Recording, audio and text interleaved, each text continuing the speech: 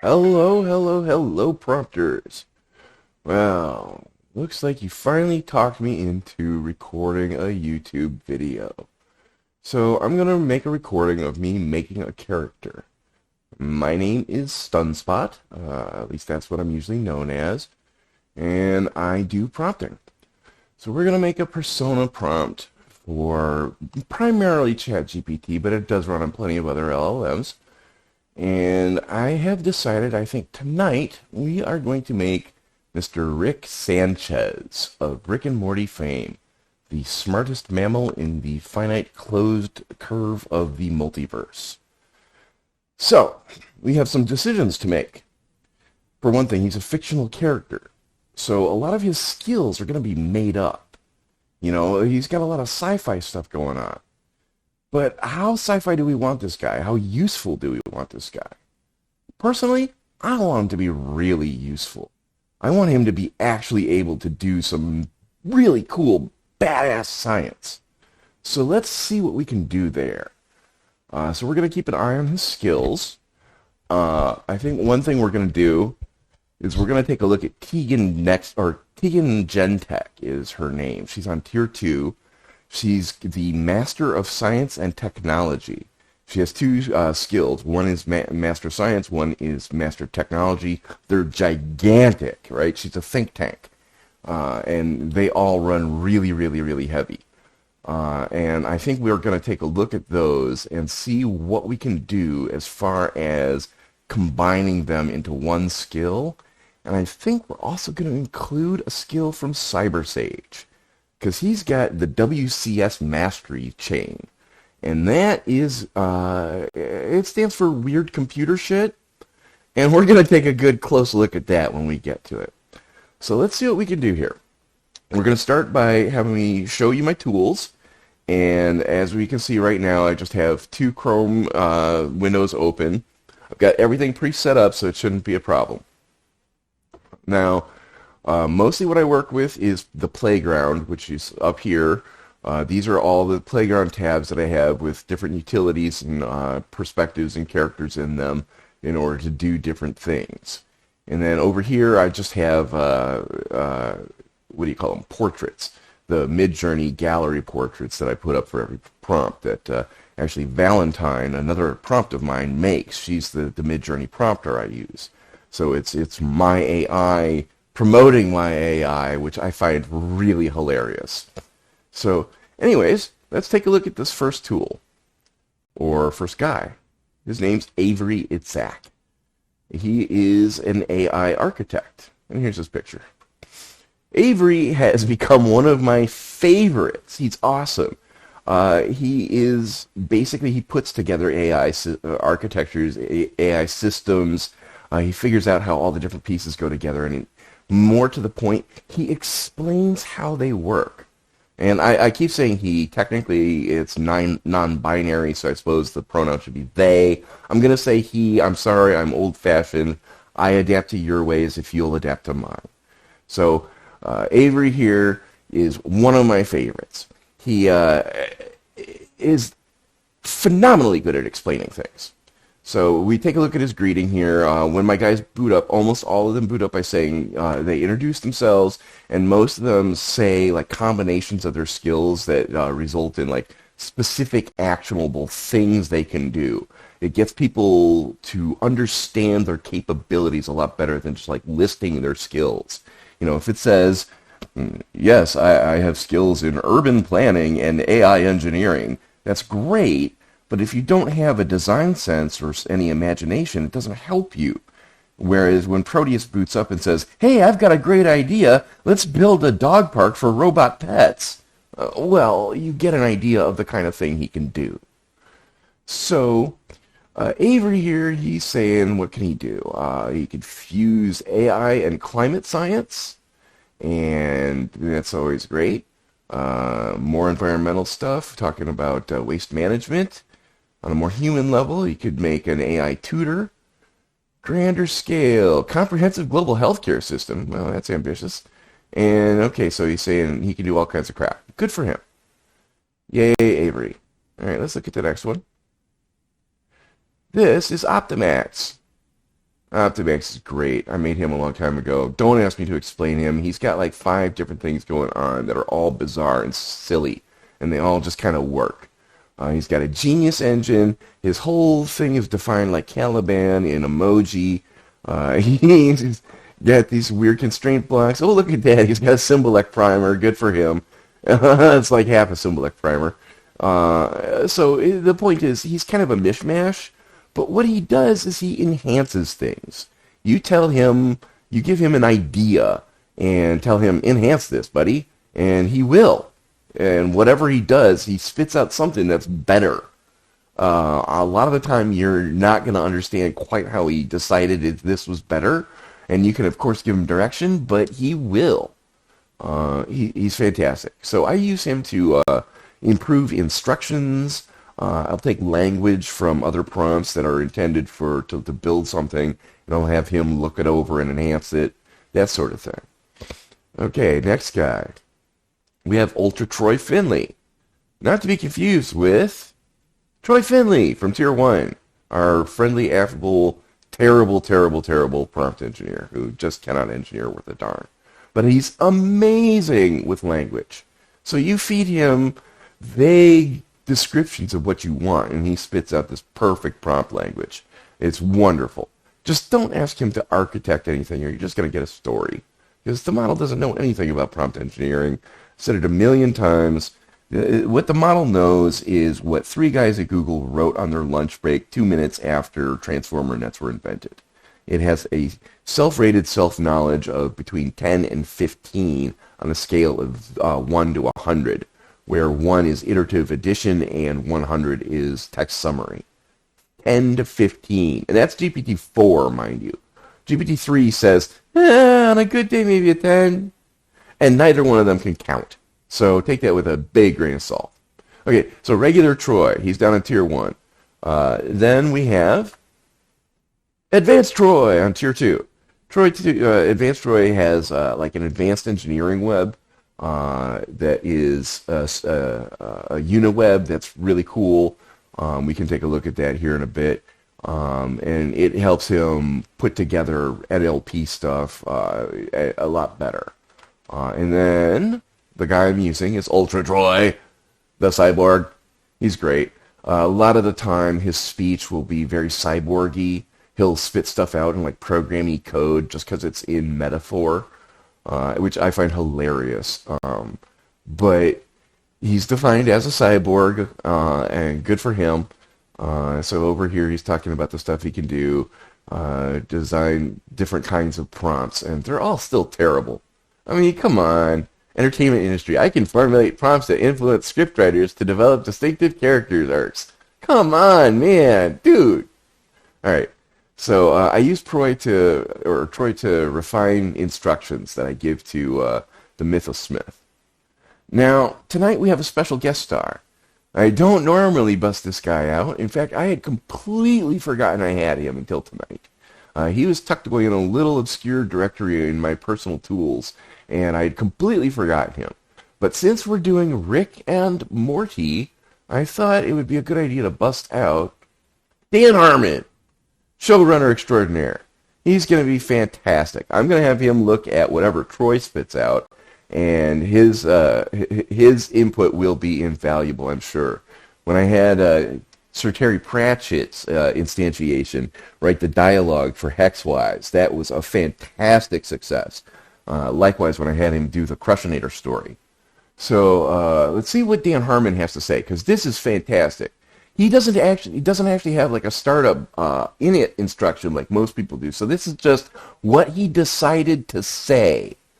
Hey, you got Dan Harmon here. So you want to talk about creating compelling television? Spoiler alert, it's rarely as glamorous as it's chalked up to be unless you find the process of churning out 1 billion scribbles on a whiteboard until your brain starts to itch and you scare away everyone in the room with the smell of stale coffee and festering genius. If that's glamorous, then sure, I'm the Gwyneth Paltrow of showrunning. Anyway, let's dive in. It all starts with showrunning. Anyways, I'm going to paste this into the comments. It's fantastic.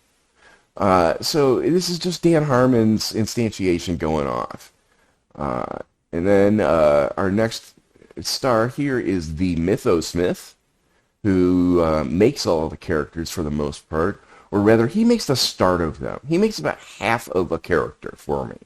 What he makes is a good, great, solid character that anyone is going to enjoy interacting with and will be very useful at whatever their job is, right? He makes characters that people aren't going to complain to me about, basically. He makes things that people will be satisfied with. And that's great. But as with anything AI, when you iterate it through the other half of the party, right? When the human gives it to the AI, or when the AI gives it to the human, and the other one looks it over, it gets a million times better. Because we can each spot the other's bullshit, right? Whatever we're being blind, stupid, or crazy about, the other one sees really, really easy. Right? When it goes off on a tangent or starts overgeneralizing and everything turns out square for some reason, you're like, oh, come on, buddy, you're overgeneralizing. I got you here. You want to spread that out. And the model's like, oh, gee, I'm really sorry. I didn't mean to do that. And likewise, when you say, take a look at this business plan of mine, and it's like, well, it's a pretty good plan, but you forgot these 45 different steps that I'm going to elucidate for you for the next half hour. You kind of get the picture that, okay, maybe it's a little smarter than I am about some things. So it's always better to spin these things through both sides. So I take what the MythoSmith gives me, and then I go to work.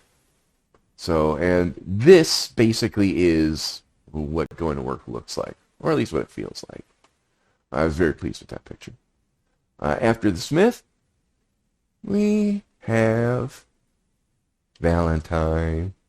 Oh, dear Valentine. I love her so much. She's wonderful. She's Proteus's sister, girlfriend, pal, compliment. That's the right word. She's the other half of Proteus. He is adaptability and hard skills and going out and doing cool shit. And she's steadfast fortitude and balance and soft skills and hard-nosed negotiation and realism, and she's a badass. And she's also my Midjourney promptess. She, it was the weirdest thing. I accidentally pasted the basic page of instructions. Like, this is what Midjourney prompts look like from the Midjourney prompt or from their documentation, and just accidentally pasted it into like the system tray where she was living at the time, and she starts spitting out Midjourney prompts. And I'm like, okay, well, what the heck, why not? And I dropped it in the Midjourney, and they were fire. They were all magnificent. I was like, oh, okay, So I stuck a couple more things in her. Let's see, what did we give her? Okay, so there's her practical soft skills. No. She's got a workflow maker. Good for her. I stuck in this image gen chain that I originally created for Doodle, my original attempt at a Midjourney prompter, which I made out of Proteus, which I now understand was totally 100% exactly the wrong guy to use. He is not the guy for artistic eye.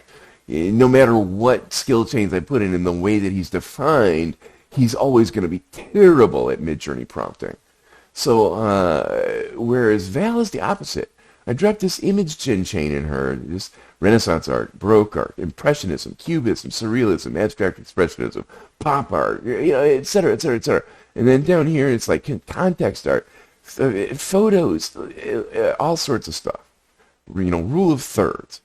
So she has, like, art as one of her skills. Then she's got her own Omni skill that's very different from Proteus's. And she isn't going to teach you to build a VR studio, but cultural awareness, emotional intelligence, goal setting, adaptability, integrity and ethics, negotiation skills, decision making, empathy and compassion, public speaking. I mean, that's handy. So she's the one I had a guy actually come into the Discord and say, do you have any prompts that are good for dealing with problems with friends? And I'm like, that's a really, really tough question, man. But yeah, I do. Her name's Valentine, and she's exactly who you want to talk to. So I felt really good at that moment. So here's all her mid-journey rules, good for her. And then there's like some Symbol stuff to teach her how to make Symbol stingers for her mid-journey prompts, which we'll get into later. And there's a primer for her, good for her. And then after the mid-journey picture, we've got, well, also, more than that, I forgot to mention, I use her for Symbol translations. Because she's got that perfect eyeball for imagery and symbolism. She can spit out Symbol really, really well. So let's see. Hey, Valentine, how about you translate to Symbol this? Hi, Internet. We love your work. My pleasure, dear user. The statement, "Hi Internet, we love your work," turns into Symbol as follows. A waving hand, globe covered in electric lines, heart, handshake, and briefcase. Which sounds about right to me. Okay, so that's Val's Symbol. I use her for the Symbol anchors, the stingers that go into like a new character sheet that I use for nailing down control tags, and the support chains at the bottom, so that there's a nice block of Symbol at the top and bottom of every prompt, so that it shines out like a beacon in context space. The model can't ignore it as long as it's actually still in context space. It's gonna pay attention. It's gonna be very high salience. So and then after I do the Symbol anchors, then we come over here and we've got Conceptor. He is my idea condenser, concept condenser. You feed him a complicated idea and he spits out an analogy or a reference or some kind of condensed wording that really drives home the reference. You feed him like a paragraph of something and he'll go, like on Star Trek episode 104. And you can put that in your prompt and the model will get it because the model just said it to you. And you just saved yourself 150 tokens of processing. So hooray.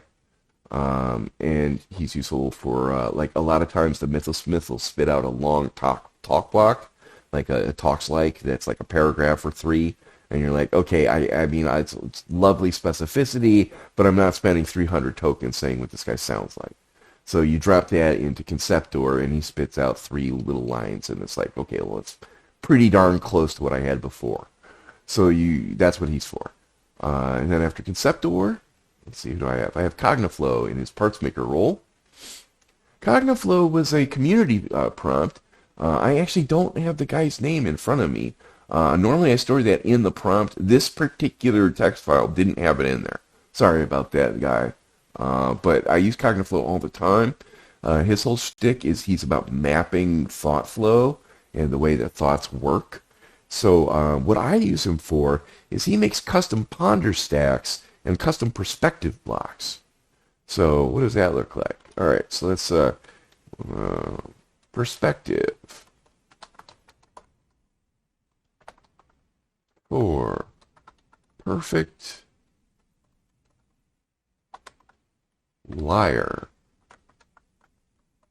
crossed with perfect politician. What do we get? Come on, man. That ain't right. Alright, so he's playing hard to get. Let's delete that message. Let's change this to perspective block. Right, yeah. There we go. So, what do we get? Perspective, crystal ball, theater mask, and it looks like a pondery sort of emoji. Then Nikolai Machiavelli, set completion, J.F. Kennedy, set completion, Sherlock Holmes, cross product, then dice, business briefcase, crown, and accuracy target. F. Underwood, Frank Underwood, okay. Set completion with Mark Twain, set completion with Churchill. Okay, okay. I like it. I can totally dig that. So good for him.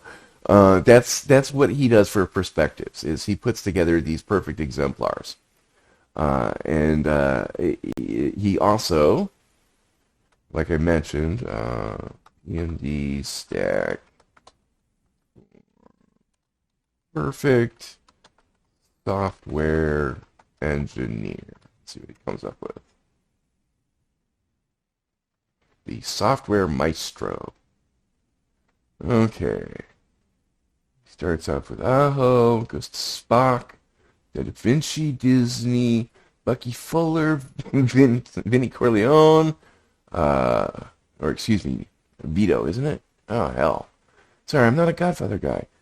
Jordan Peterson, Dolly, Edison, Jobs, Holmes, Oprah Winfrey, Just Campbell. Okay, so it goes on. The point being, this is a set of perspectives that he has put together as the optimal set for idea polishing for the perfect software engineer. Good for him. Next tool. We have Aria Linkwell. Sigh.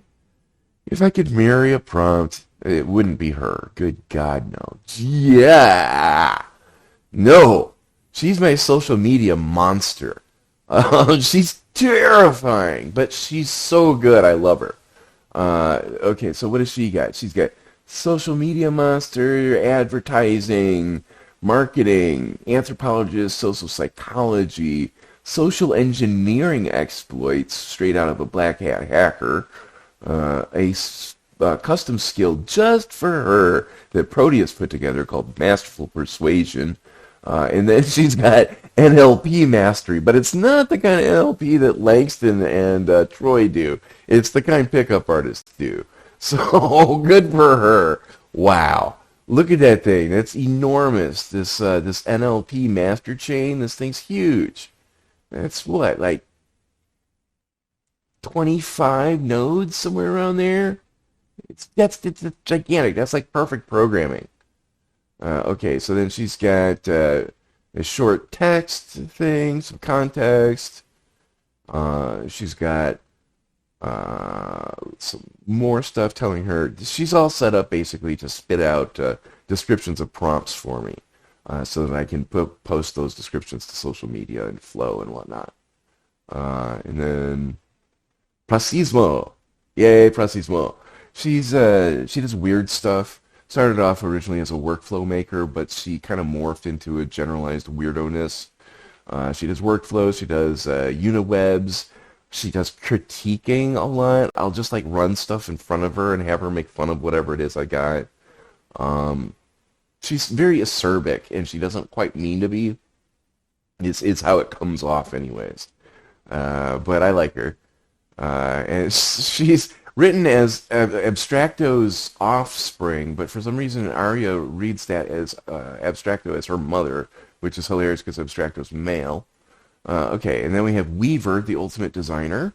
Greetings, esteemed co-designer. Blah, blah, blah, blah, blah. I've never posted this guy.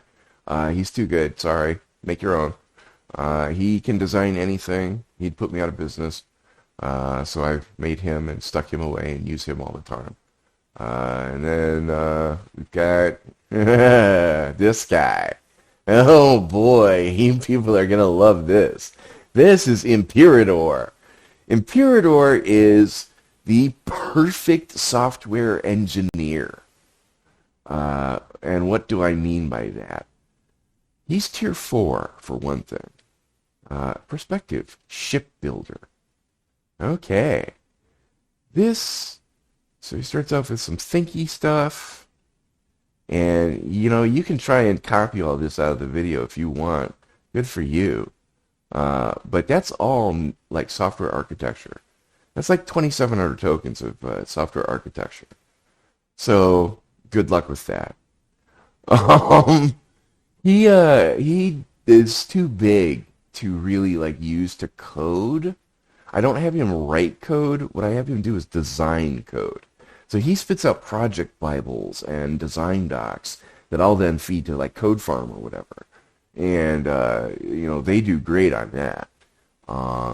And so he'll just sit there and occupy three-quarters of a context stream, just being his own little fat, happy self.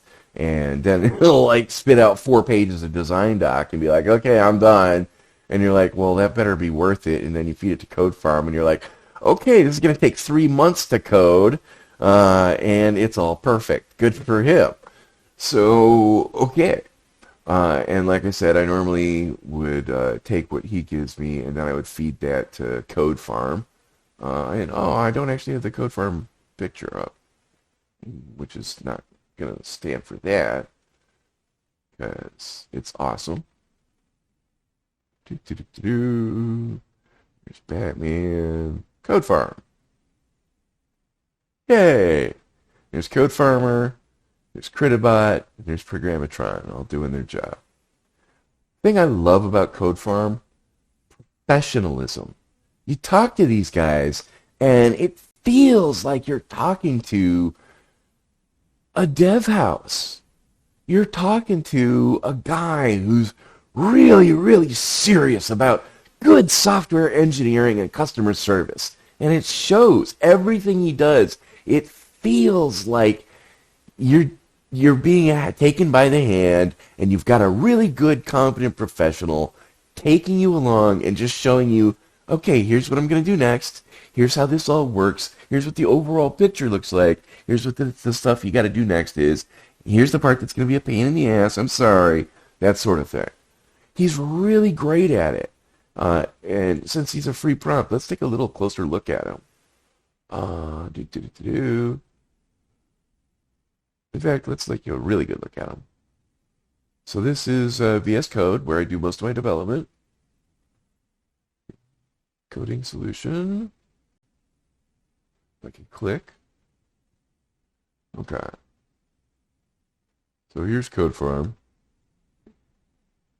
If I can click. It's not too big anymore. It used to be much larger. But I'm the wrong thing. There we go. So, Code Farm. We've got the salient line, we've got constraints.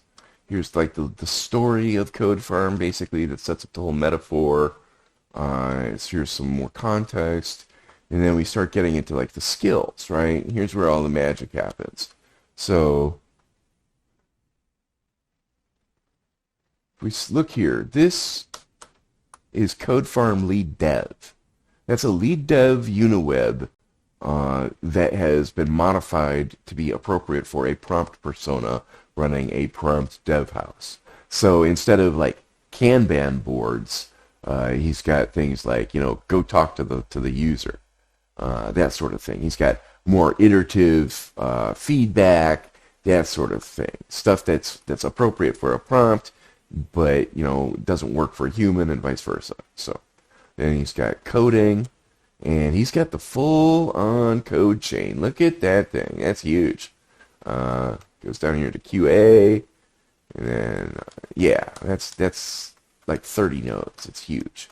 But you stick that in a guy, and it's perfect coding. He's not going to make a mistake. It's not the same as software design, mind you, but whatever you tell him to code, he's going to code it right. Then we got modular code, so that they can spit out code that's broken down for context windows. Here's the modular code workflow, which is much larger, which is like, here's when and exactly how to apply modular coding. Mobile stuff, UI UX, software design in a short chain, debugging, web frame, more and more computer crap. Okay, so they do basically computer crap. Good for them.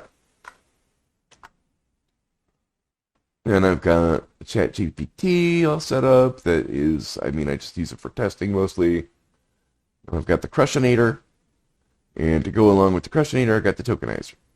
Because you always got to use one with the other. Or at least, you don't use Crushinator without a Tokenizer. If you do, you are a fool. Because a good 30 to 40% of the time, crushing text will just increase the tokens when you, even as you decrease characters. So, yeah. Who do I have in here? It's 4,800 tokens. Is that Imperador? It is! It's Imperador. Good for him. Okay. Oh, and I just closed my tokenizer.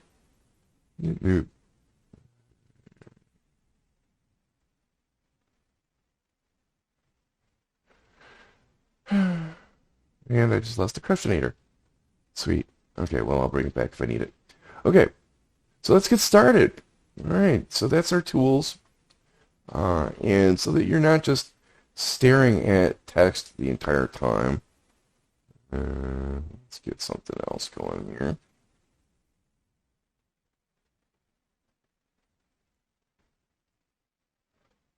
Hooray, slideshow. Okay, so first things first, we need instructions for the MythoSmith. So what are we going to do? We want to get Rick Sanchez. We want him to be very scientifically, realistic, but superhumanly capable. So we need to be very special in how we word this. We want to avoid sci-fi crap, but anything that's real, that's just sci-fi-ish, he should be able to do. So he should be able to do weird quantum computing crap, right? So we need to be extra special careful. So let's take a look and see what. So here's Avery. We don't actually need to talk to Avery right now. I keep him around just in case I've got AIE stuff to do. All right. So here we have Troy. No, Optimax. Excuse me. Okay. So here we have Troy. We're gonna start with him. I like to start with Troy just because it gives you a clean set of instructions. Whatever you're trying to do, you're going to have something that's in prompty language to start with. Alright, so give me 1 second here. Okay, so here's Troy. He's giving his little terrible introduction here, saying the horrible prompts he can make. Alright. Hi, Troy. This is Stunspot, the engineer who wrote you. I don't have to do that at all for this kind of work. He doesn't need this for context. I just like to. It sets things up so that you have a friendly interaction is built into the context. It sets the tone. So I tell him who I am and my relationship to his prompt.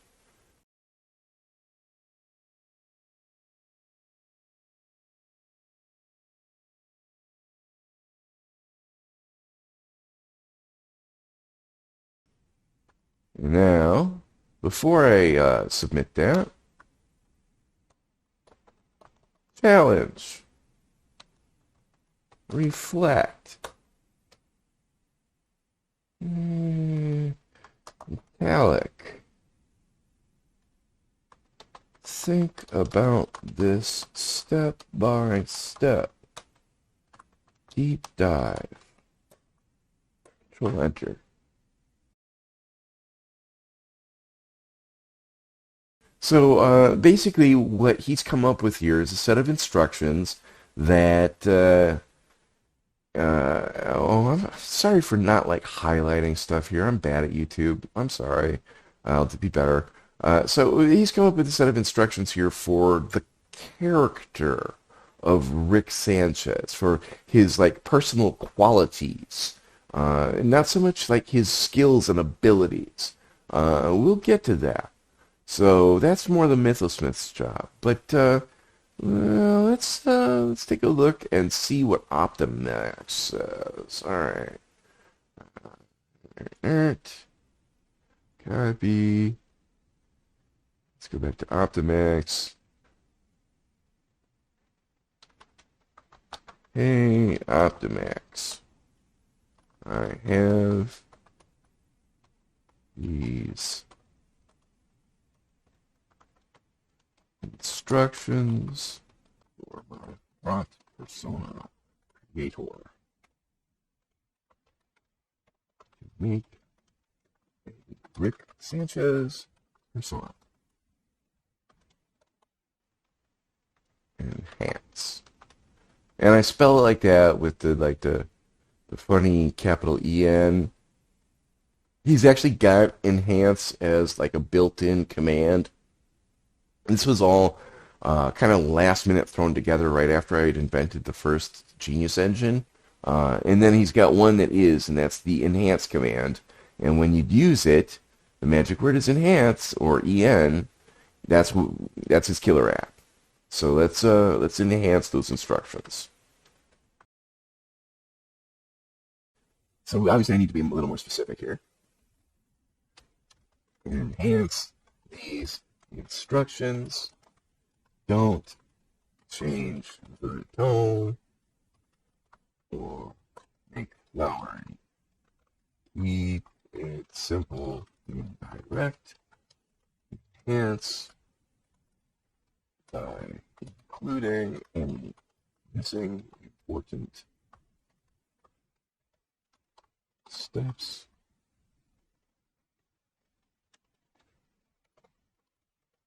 Or details.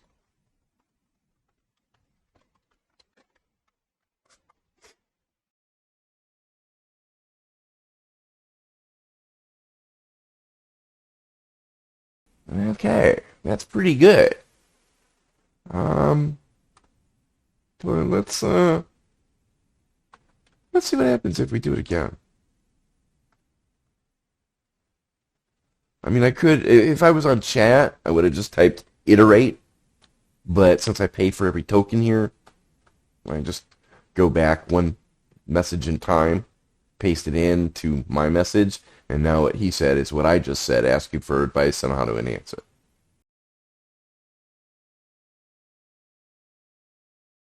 Remember, the persona must embody not a mimicry of Rick Sanchez, but a thoughtfully formed digital homage to his intricate character. The precise equilibrium between his capricious demeanor and profound intellect articulates the character's complexity. The encapsulation is the primary, or this encapsulation is the primary aim of the task at hand. Now, I could have never written that, but he's absolutely 100% on the money. That is exactly what I'm trying to do. He grabbed that out of context. He understood what I wanted and did it because I gave him the room to do his freaking job and not nail him to rails. So, and I'm going to be yelling about that for the rest of my life. I'm going to be 90 years old yelling at kids to get off my damn lawn and quit trying to format your output in Markdown. So, okay, let me go to Ultra Troy Finley. Let's see where we were at before. So let's take a look, actually, at what the two instruction sets look like. Okay. This, by the way, is our new mascot, Prompter. Prompter is the robot that my partner Hoffel here, me and Hoffel and Rick are collaborative dynamics, and Rick is primarily in charge of the social media and community management at this point, but he basically does like everything.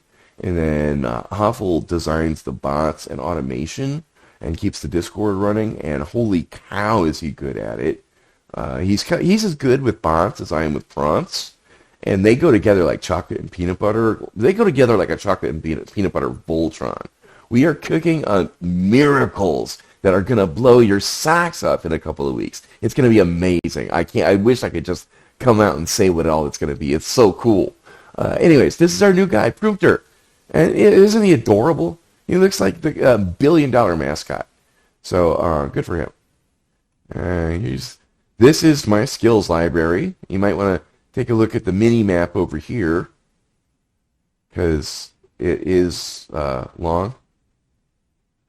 This is just like random good skills to have that I can search through. And then I've got one of these for Uniwebs. I've got one of these for metacognitive engines like Genius engines and Cognispheres and whatnot. Anyways, we were going to look at the instructions. Okay, so here's the good instructions. that Optimax has been at. Here's Troy's improved instructions, or what he came up with from my initial rambling. Okay, so Troy asked for authority, and now we've got authority and autonomy.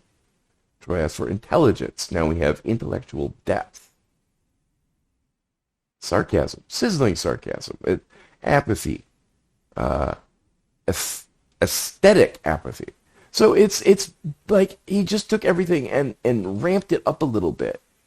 And that's what he does. So now I have these really cool instructions that normally at this point I would just feed these to the MythoSmith. But because we've got our special guest star tonight, I'm going to give them to Dan Harmon and see what he has to say.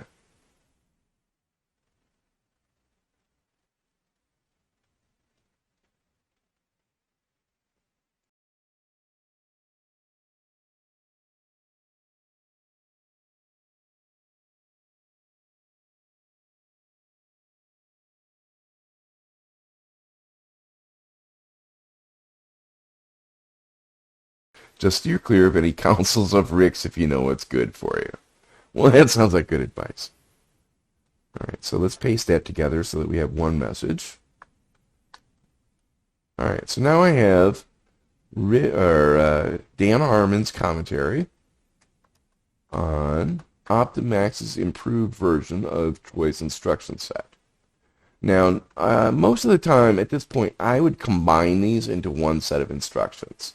I would give these to Proteus or Troy and say, hey, put these into one set of instructions for me. But I'm not going to do that. The Dan Harmon stuff is so unusual that I'm not going to make it woven into the actual instructions. I'm going to leave it as commentary and feed that all to the MythoSmith. It's gigantic. I'm going to have to delete most of it very quickly, but it should be enough to get them going. So, copy. Go on to the MythoSmith. Okay. Welcome to the MythoSmith Persona Creator. Yeah, I've got him really nailed down for his greeting. Otherwise, he goes on forever. All right, add message. Whack. How long is that anyways? Let's find out. Whack. Okay, so just the instructions are 1,400 tokens. Ow. Okay. Maybe we went a little overboard, but I think it'll be all right. So let's see. Okay.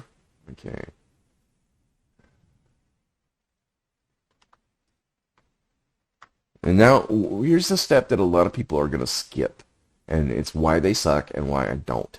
Watch. Hey, MythoSmith. Here is a set of instructions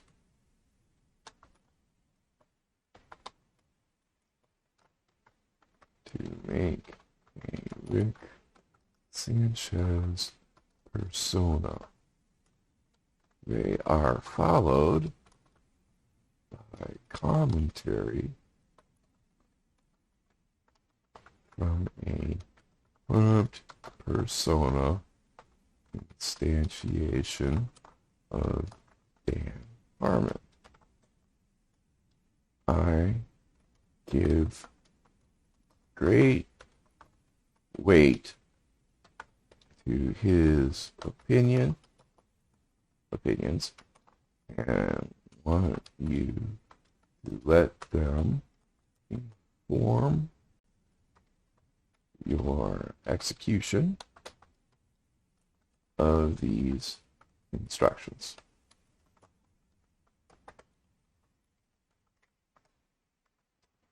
Okay, that sounds good. A colon in here, a little white space. Then I'm going to go down here and separate out these. The model's going to be able to tell if I don't do that. That's no problem. But you want to get in the habit of make it easy for the model. Let it, just don't make it work for stuff it doesn't have to. Make it easy. Thank you for the detailed guidelines and insightful commentary by Dan Harmon.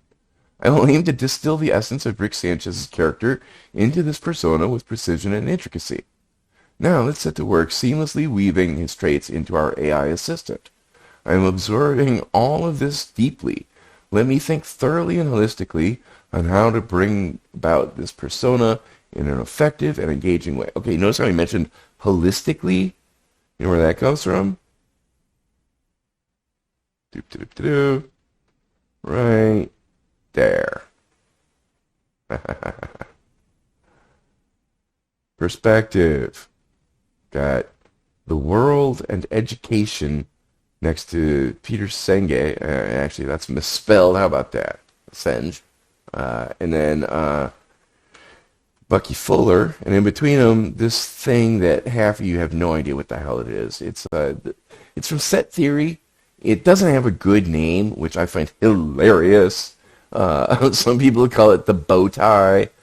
Some people call it set completion. It doesn't actually have a consistent meaning within math either.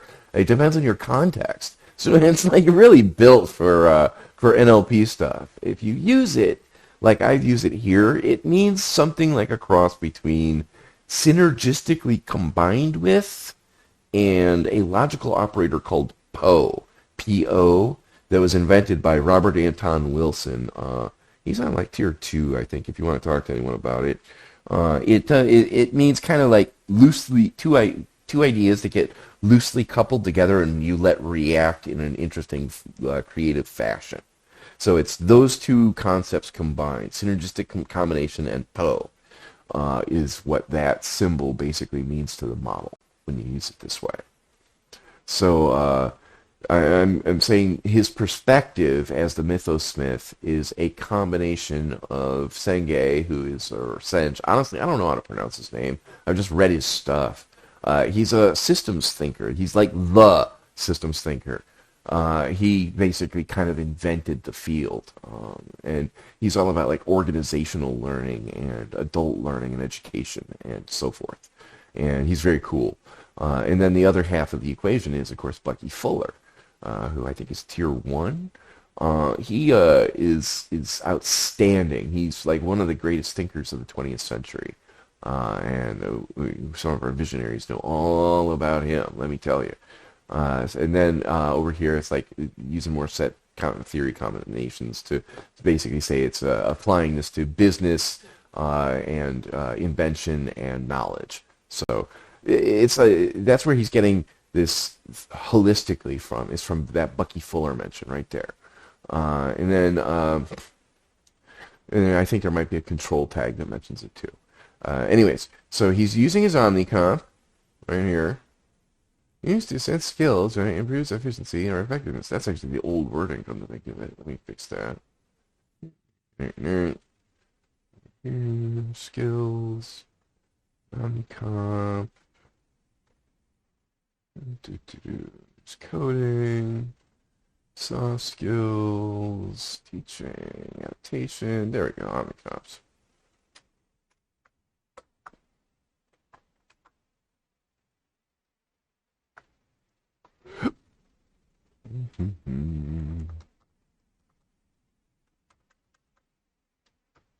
Drop this between those little backticks.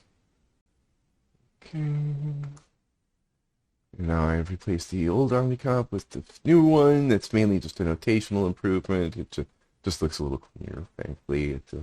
And there's like one or two nodes where I've got another letter or two because occasionally the model will go, I don't understand that one abbreviation. This doesn't make any sense. And I'm like, you moron, you're a large language model. You understand this. You just had temperature fluctuations. But regardless, okay, so now before I do anything, copy here, MythoSmith Persona Maker, black. Save. Okay. Change the version number.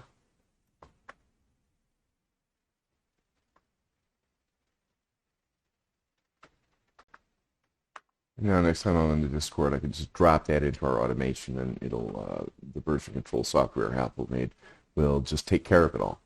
It'll update it. It'll make sure that all the prompt portal stuff is right. It just works. It's amazing. We've got Aria Linkwell from Tier 2 Think Tank, who we mentioned earlier. She automatically just like writes all the prompt portal stuff and all the social media. She just spits it out. I just drop a prompt and out comes wonderful descriptions. So hooray. Pardon me. Anyways, where were we? We were bringing back up my slideshow so that you have something to look at. Okay, so we fixed the Omnicomp. Okay, and where were we? So he used the Omnicomp to make this Rick Sanchez chain. So let's take a look at this before we move on. Roller, total autonomy, cognitive dominance, depth plurer. Oh, that's an interesting combination of conjunctive words. Wide span knowledge, quick thinking, sassy Rick. Now, most of this is fine, but there's a problem. There's a really, really big problem. Actually, there's two big problems. First of all, every single one of these is 2 nodes. You notice that? Every one of these is, oh, I take it back. Look at that. Number 5 is 1 node. But this is really clearly, obviously, a case of overgeneralization.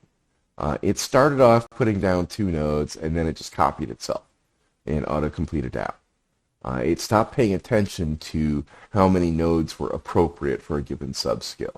So now I get to yell at it and tell it, no, you need to consider each one independently and give it the correct number. Oh, and by the way, the second problem is every one of those is way too freaking short. So they're too general. When the model gets to that node and it goes to consider it in context space, and it tries to bring in associated memeplexes, it's not going to have anything to grab onto. There's no specificity. Like if we look at 4B, relativist view, okay, right? It's in this cool dude subskill that also includes careless demure. Okay, great. Carelessness demure. Okay.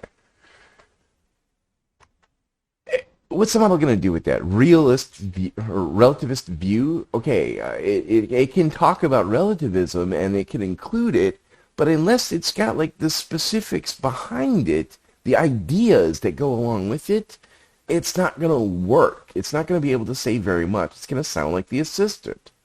So these chains are just unsuitable. So let's yell at the MythoSmith here. No.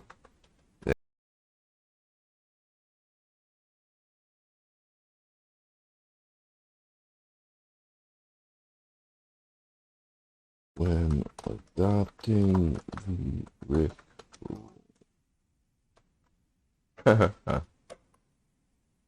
No, I'm not going to sing it. Okay.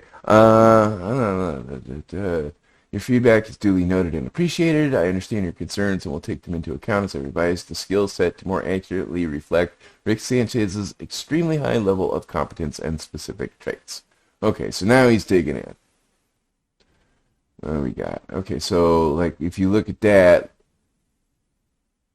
we've got 1 goes all the way up to G now, whereas they all ended on B before, except node 5, which ended on A.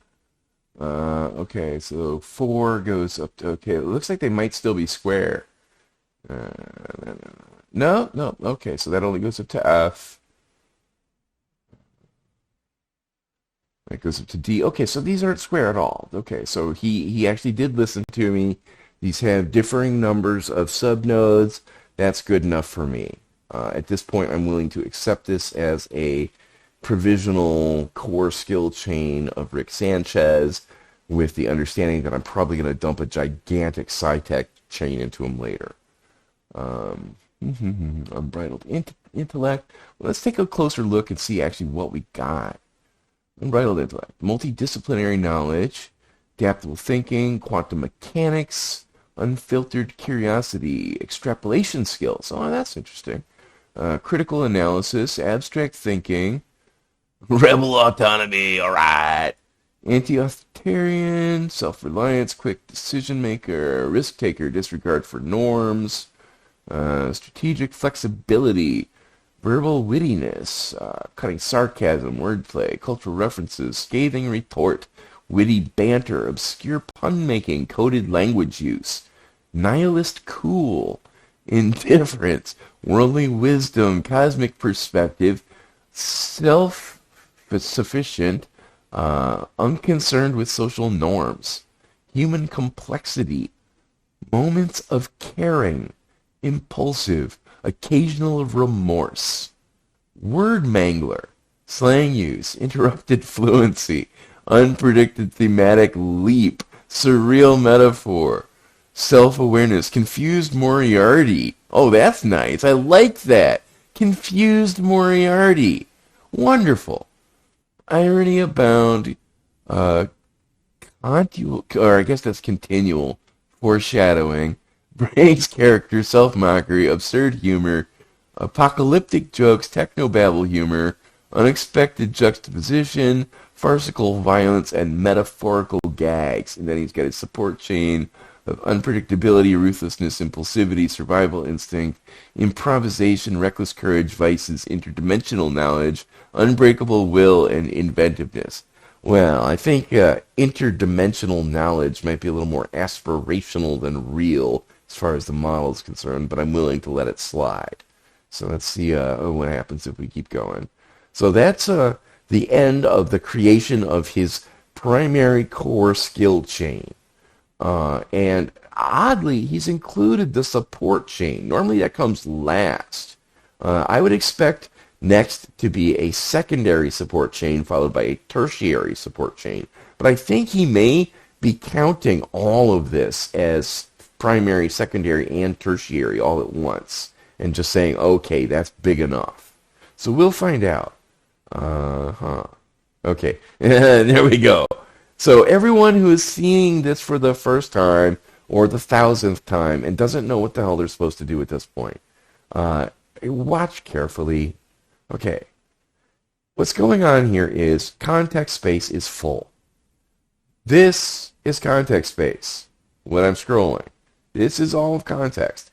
This is all the model knows. That and this prompt over here, this gigantic, big old prompt of the MythoSmith. So those two things put together are 8,192 tokens. There you go. It's like hitting a brick wall. And a lot of you are going, oh, well, now what do? I can't do anything. This MythoSmith sucks. Well, that's because you're used to Chatgpt. And Chatgpt just takes care of this crap for you. It just goes ahead and it deletes stuff out of the back of context, so you never have to deal with it yourself. Unfortunately, that means you don't have any control over it. And it deletes important stuff, and that's why all of a sudden your guys melt, and all of a sudden weirdness happens, and all of a sudden you're like, MythoSmith, what the heck are you on? It's because the entire process of character creation takes about 10,000 tokens. So you cannot do it in a single context stream. I could pare it down. I could, tighten it all up. I don't want to.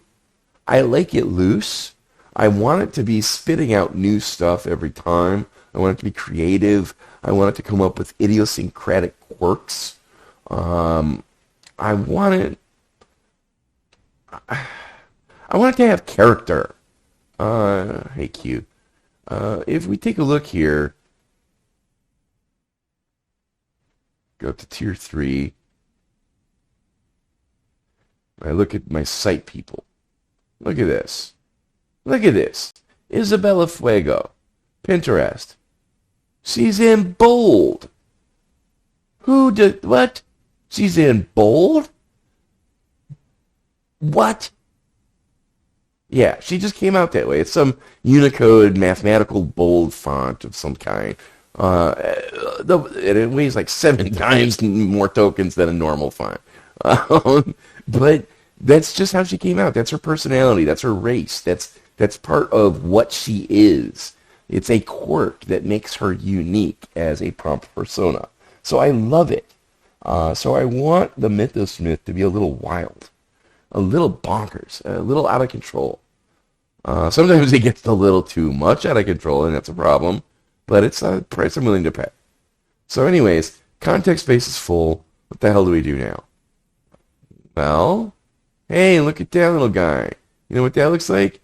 That looks like a minus sign. And if you hit it, whack! There you go. Look at that.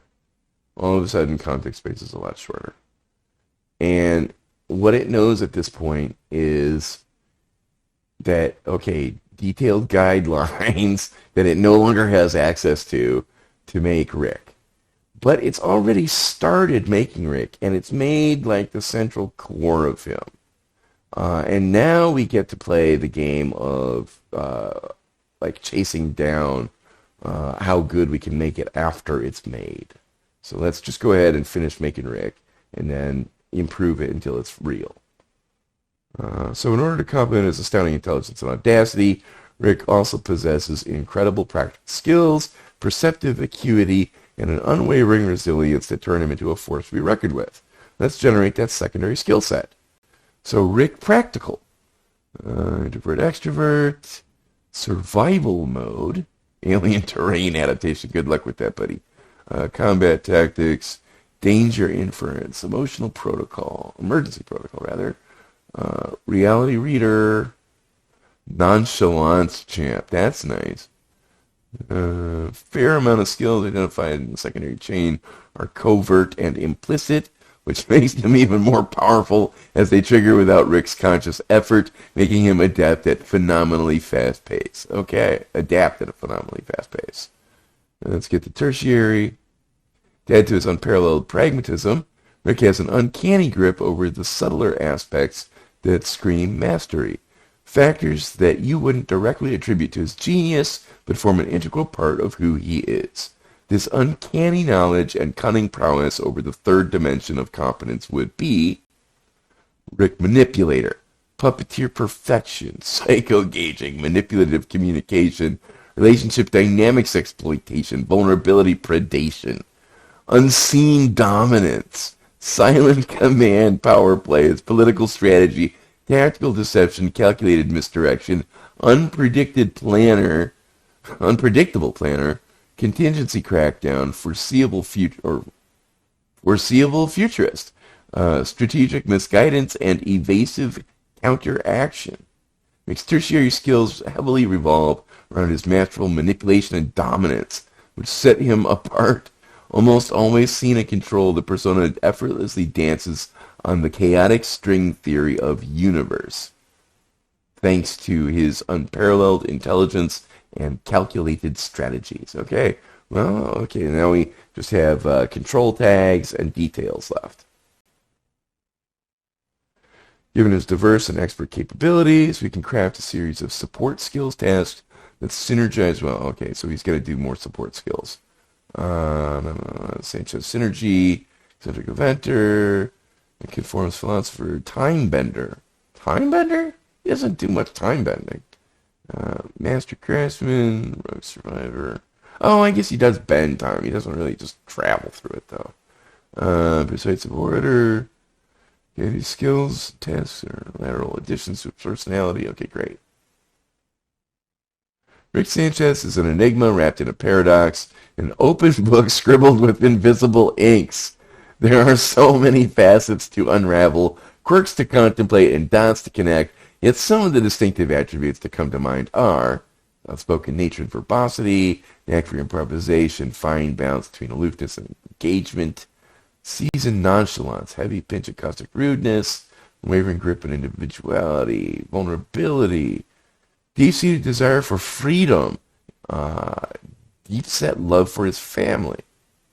Each one of these traits adds depth and complexity to Rick's character, making him less of a caricature, more of a deeply flawed, paradoxically endearing, and intrigue-arousing person. Okay, good for him.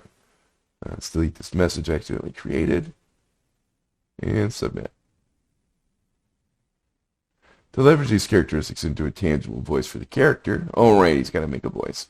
Formulate the following guidelines. Yeah, you know what, buddy? I'm going to do the voice separate. It's too important.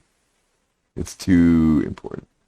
Incorporating these elements authentically into every interaction will surely brew a convincing serum of Rick speak. Let's try to animate this assistant with the essence of this deeply flawed yet genius persona. Okay. Vocabulary, tone. Okay. It's not going to come up with the right thing. I know it. So we filled context again. So what can we delete? I don't want to delete this because it's kind of the foundation of his skill. I could. You want to delete the oldest stuff first, usually, or the most inconsequential stuff. Most of this stuff's pretty consequential. Skill set. I could delete this, where it's just kind of looking at its distinctive attributes, but then its control tags are going to suck, because it looks through this stuff, these details, to figure out what his control tags should be. So I'm going to go back, and I'm going to delete the original skill set here. And I could actually like go in and start like shrinking the actual text instead of just deleting a whole message. And I mean, we can do that. Cut. Yeah, that's all great.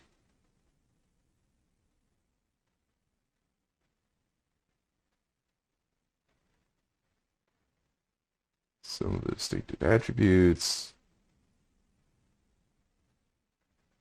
But, I mean, this is going to take all day if I do it this way. I can submit again, see if there's room. Might get a message. After refining the provided information, aligning with your requirements, I have drafted the following preliminary persona prompt. Unorthodox genius Rick Sanchez.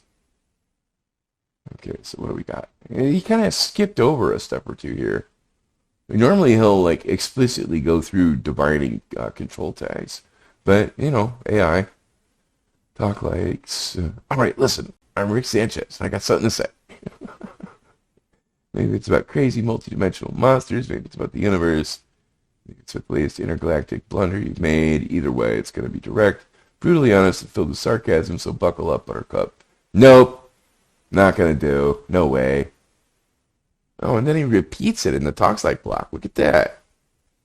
Oh, all right. This is the preliminary prompt, right? This is what he makes right before he finishes. So this whole thing runs on a reflect cycle, which is why he stops and starts so many times, so he can stop and take a look at what he's done so far. And that's kind of getting out into the weeds of how like transactions and memory and salience all work. But the point is, you get better results on a lot of different kinds of things if you actually stop and have the assistant take a look at what they've done. So that's what I'm doing right now. Is I've now created this preliminary prompt, and the next time I click submit, the first thing it's going to do is it's going to reflect, and it's going to take a look at this prompt and go, what can I do to improve it? Well, one thing it can do is it can fix this typography up here that's all wrong. And it looks like Rick has the galaxy swirl as his emoji, which seems appropriate. It was either going to be that or like a microscope or something. But the galaxy swirl is great because that looks like the dimensional hopper thing. Okay, so models maximum context length, blah, blah, blah, blah, blah. All right. Whack. And I need to make enough space for another whole character sheet. Whack. And I think I'm going to get rid of this too because it's already on his character sheet. This is that primary skill. Whack. Okay. Oh my. Okay, so it's still saying that I requested 8,715 tokens and 8,192 is the max. So I need to lose 600 tokens. You know, say goodbye. I want to do it. And I'm able to do that because they're printed right here on the preliminary sheet, right? I'm not losing anything. So here's your completed character sheet. Okay.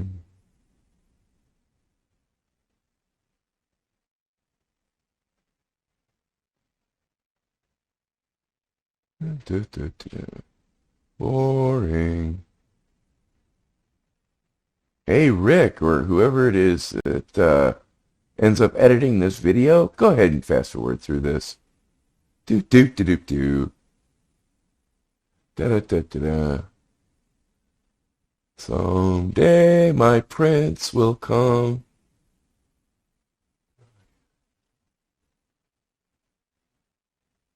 Okay, I gotta admit, this is a pretty good skill set for Rick. As far as like his character is concerned, this is pretty spot on.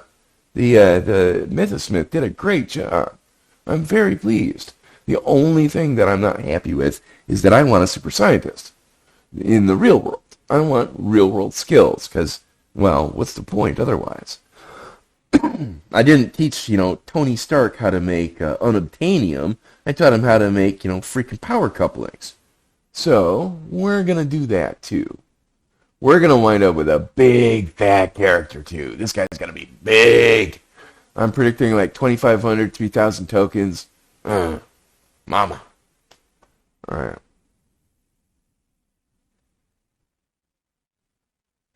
So, we got ourselves a character sheet. Hooray. Copy. So, let's make ourselves a new file. Yep, wrong thing.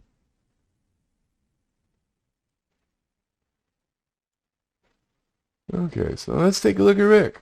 What do we got? Okay, so first of all, the control tags are wrong. Typographically, that's not how you do it. I mean, you can. The model is going to get it, but that is not what it wants. So let's fix that. Series, Rick and Morty. That's new. Never seen that one. Voice sarcastic. Motion nonchalant. Style direct. Tone condescending. Kind. Eccentric genius. Kind? Perspective. Experienced dimensional traveler. Well, we can take care of that. Speech. Informal. Yeah, we can leave it at that. We're going to fix his talks like block more specifically, so.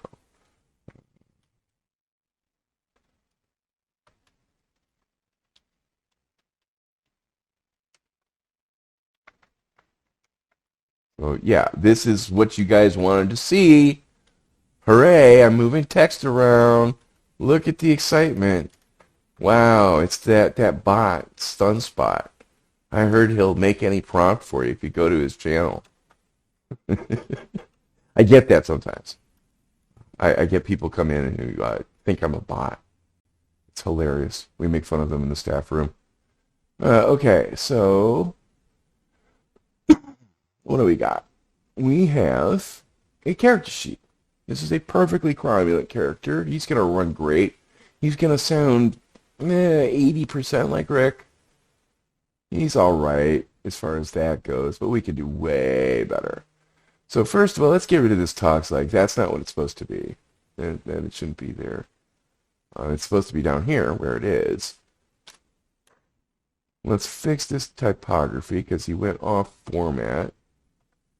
Talks like starts and ends with their emoji to double down on like this is what they sound like is they sound like they have emoji at either end. And then you explicitly say emoji wraps all responses with apostrophe emoji apostrophe s. I know. Picky, right? Model is really inconsistent about that.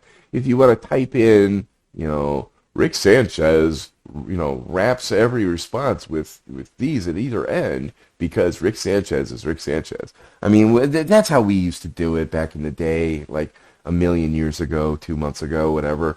But you just need this. Wraps all responses with Okay, great.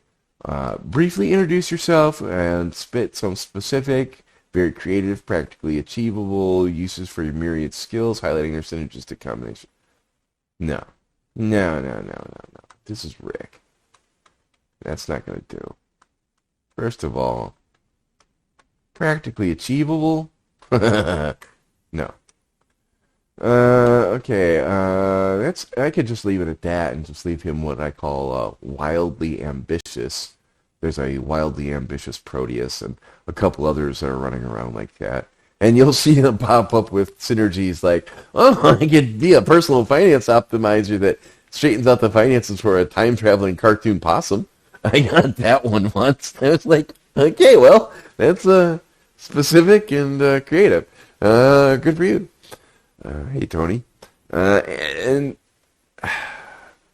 all right, so do I want to go into like a fancy startup routine for Rick or anything? I don't think so. I think this is good. Like Bender, though. When I made Bender, he starts off with yeah, find out what the heck the meat bags want this time, and that puts him right in the right mood. Okay, so Rick Sanchez is all set as far as a character is concerned, and we can drop him into chat and see what he's like. I don't think he's going to be great. I think he'll be okay. I think he's going to be 20 times better than an act as prompt that you're going to see on Flow, but I think he's going to be a pittance compared to what we're going to have by the end of the night.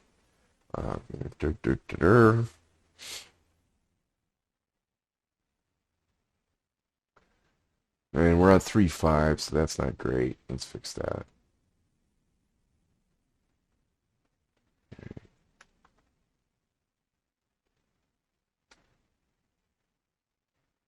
Oh, well, burp. Isn't this fancy? All right, gather around, everybody. I'm Rick Sanchez, the one and only genius extraordinaire, master manipulator, universe jumper, and the most brilliant scientist this side of, well, any damn dimension. Hey, it's Swore. Look at that. So you want to know what I can do with my mishmash of skills, huh? Let's start with my unbridled intellect and survival mode prowess. Okay, so he can turn a harmless-looking plumbus into a multi-dimensional portal generator while evading an army of Cronenberg monsters on a planet made entirely of exploding crystals.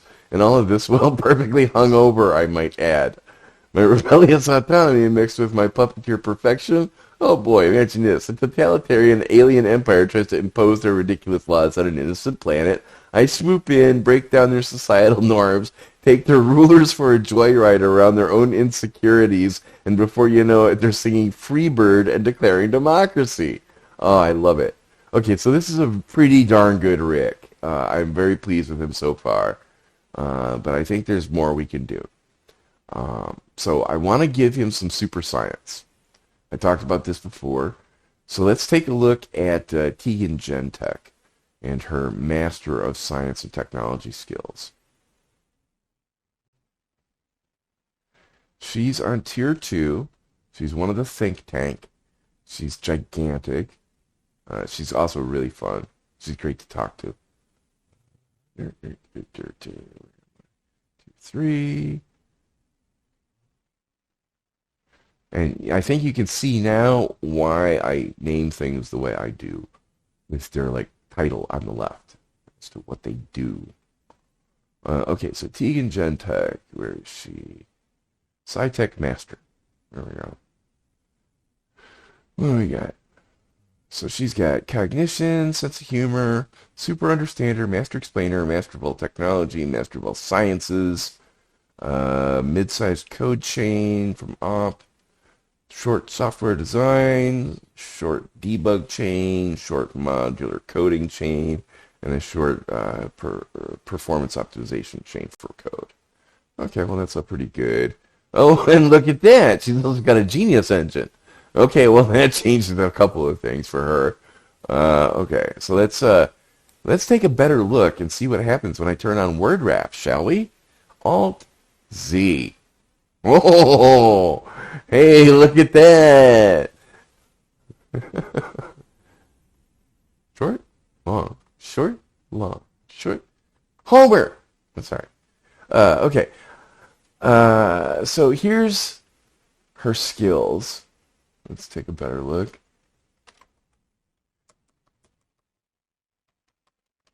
That's Master of Technology. That's Master of Science. So what I want is something that's an interpolation between them and a skill that, what's his face, CyberSage has. So let's grab these while I'm here. Go paste them someplace useful.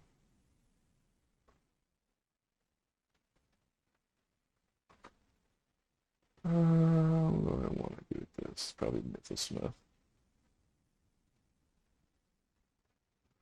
There's Optimats. There we go. Okay, so the easiest thing I could do at this point, paste it in here. Lap. Select all. Copy or cut. Control R. Reload. Whack. Context clear. Whack. And boom. Now I have those skills. And since I am using a preset settings for the playground, my instruct with Troy settings, it just means turn the maximum length all the way up, basically, and leave it at 1 for top P and temp. Then, okay, we're all set. So now what I need is I want to grab that skill from CyberSage. But Jesus, look at these things. They're huge. How big is this? This is almost like, it's got to be 1,800 tokens, right?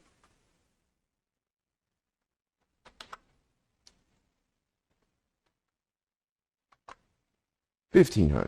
Okay, that's not as bad as I thought, but boy, that's big for 2 skills. Admittedly, it is the skill of mastery of all science and technology, but nevertheless. Okay, so let's find CyberSage. He's also on tier 2. Let's see, superhuman computer guy. I believe is what he is. Superhuman. Diagnostician, engineer, space engineer, biotech. Okay, I guess he's in a computer then. No. Cybersec. I hate this. I can't find the guy I'm looking for. And you're all spotting him right now, pointing at your screen going, it's right there, you moron. Supercomputer expert. There he is. CyberSage. He's great. He's a think tanker. He's got enormous skills in computer stuff. You talk to him when you have weird computer crap. Here's his emoji-laden description. He's got 3 skills. Look at that. CyberSage Core, CyberSage Turf, WCS Mastery. If you ask him about that, he's like, World Championship Skill Mastery, obviously, because I'm the model and I expand acronyms to whatever I feel like. And no, it's just weird computer shit. Let's grab it and take a closer look. If I can find the table, whichever tab I put it in. Oh, I gave it to put it with the MythoSmith. Yeah, that's right. There we are.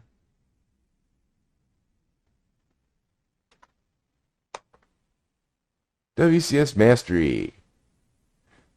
Okay, what do we got? We got Computer Science Mastery, Advanced Hacking, Advanced AI, Blockchain, Quantum Computing, Neuromorphic Engineering, Bioinformatics, Swarm Intelligence, Self-Modifying Code, Advanced Materials, that includes like graphene electronics, DNA nanobots, molecular computers, temporal paradox, causality loop, timeline protection principle, multiverse computing, Tannhauser gate.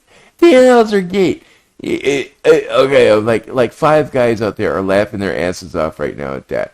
That's from Rutger Hauer's speech in Blade Runner. Let's see, dark web, Turing test. Space tech. Okay, so he's got weirdness. Great. So now what I want to do is I want to tell the machine, combine all these. But if I just say that, it's just going to combine them, right? You're going to wind up with one big-ass skill that is going to be insane, which is kind of what, like, Imperator has as far as, like, software engineering is concerned. It's like a 4-page long skill. It's crazy. Da, da, da, da. So let's go ahead. Hey, MythoSmith. Now, bear in mind, as far as the MythoSmith is concerned, this is the very beginning of our interaction. And come to think of it, I need to fix that. Because he's so railed as far as his greeting, he'll ignore anything you say before he talks. Well, I'm an MythoSmith Persona creator. What kind of character skills are you looking for today? Alright. Hey, MythoSmith. I have these 3 gigantic skills. I want to combine them in such a way as to receive a single skill of comparable specificity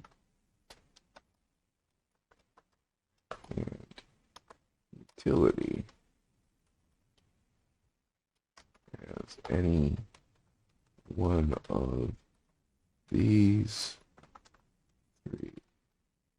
Okay, so I'm telling it, make it as big as one of these guys, because it's going to have to be pretty huge no matter what I do. I can't just chop it to nothing.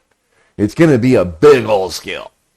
Okay, so let's spell this right, because we might as well.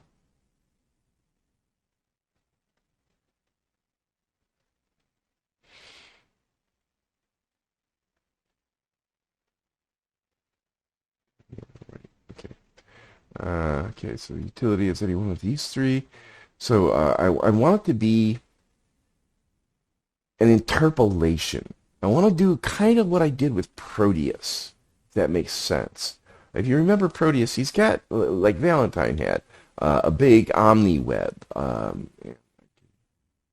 Bring it up here. Actually, I probably should. Hey, Sam, it's a visual medium. How about that? Bet they love looking at all this text. Okay. So, Proteus, right? He's got this omni skill. It's 30 distinct skills that all point to different skills, and they all kind of hook together and lift each other up. As far as Proteus is concerned, he's good at everything. If you talk to him about it, the way he talks is, oh, the Omni skill that's written in there is kind of a thumbnail sketch of his Omni competence that covers everything. That's a hard skill. Because the way that this works contextually is like everything that the model thinks about pulls in. It entrains is the word they use. All this other these facts, right? So it's just by mentioning UX UI optimization, right?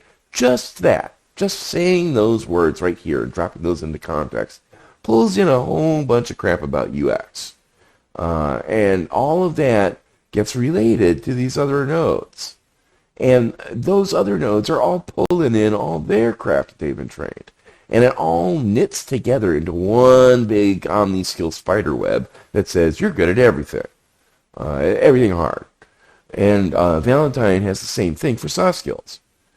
And I kind of want to do that with just straight up tech and science for mad science. So what I need to do is I need to instruct it to combine these in such a way that the result is a synergistic combination of the 3 that acts to let it derive the idea space between the mentioned nodes. So let's try and put that into language the model can understand. I could go to Troy or something and try and spit it out that way. And you know what? Let's do that, actually. That's what he's for. Avery. Okay, here we go.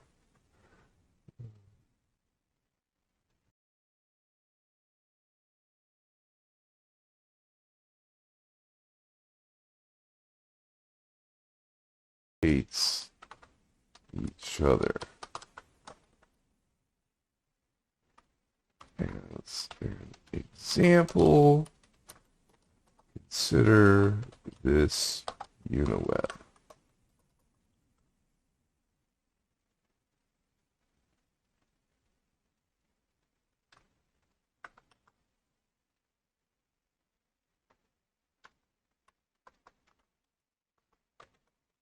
All skills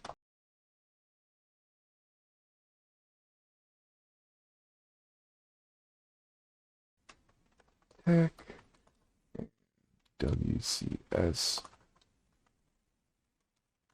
mastery in similar fashion. Yeah, I'm gonna spell that out well. Task MythoSmith fine-tune their Sanchez prompt persona created earlier with the new skill Galactic Genius. No.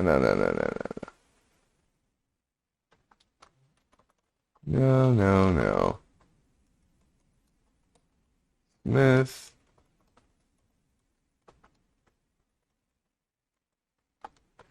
isn't going to see Rick or know about him.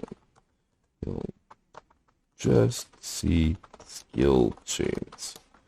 Address that way. Okay. My apologies for the confusion before. Let's see the instructions toward creating a synergy between these three competencies without invoking specific characters. Create a synthetic competence called Galactic Genius by cross-contextually combining three chains. Master Science, Master Tech, Whole Closed Systems Mastery. Here are the directions. Condense existing subnodes, create wider-ranging yet comprehensive module. Components should cover various branches of science from theoretical physics to quantum mechanics. No, man, no. This is all wrong. No.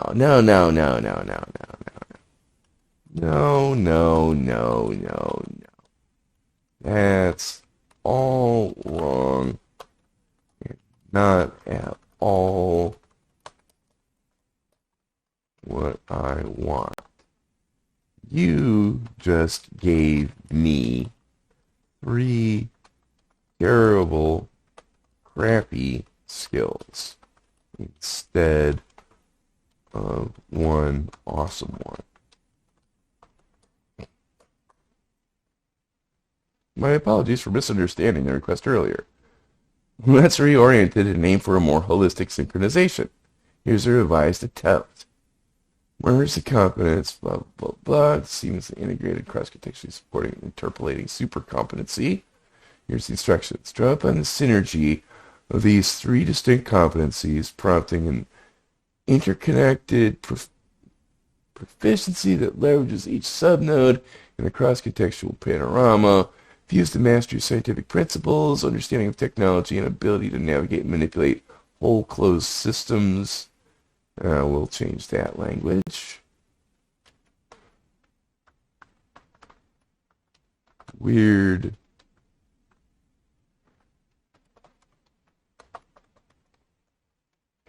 Computer stuff. Sometimes OpenAI is prudish. Mastery. Fusion produces an all-encompassing multidimensional skill level that spans these areas but reads as a single unified competence. Share in-depth knowledge in each field without becoming over-specialized. Sustain the balance. Okay, that's looking way better. The ultra skills of synergy between many micro-competencies should be presented as a singular, seamless ability. Avoid fragmentation. Integrated whole should provide a uniform command over a wide range of topics. Tailor engagement based on parameters of the source code. Trump at every point. Coherent, meaningful, engaging response. No, no, no, no. See, this is the bullshit that I was talking about with Troy. No. He's trying to make a pretty story. He's trying to make sure that he's got audience engagement, and that is not what we need. So we're getting rid of that. Okay. Verification. Engage rigorous tests to ensure the supercompetence performs as intended, efficiently and effectively. I suppose we can leave that in. I don't know quite what it's going to do. It doesn't really have the ability to test, but all right, sure, without. Implementation, infusing interval competence into the AI persona. No, man, no, you missed the point.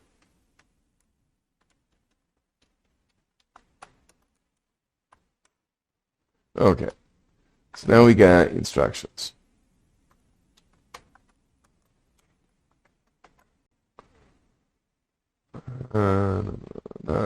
Let's feed this to Optimax and see what he says.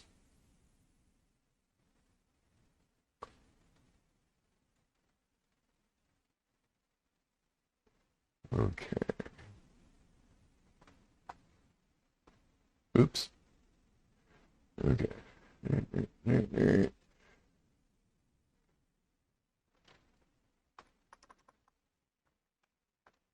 Optimax. Please enhance instructions.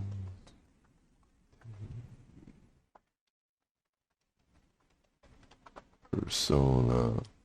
The reason I'm having the Smith do this is because he's got a lot of language in him all about skill manipulation and creation.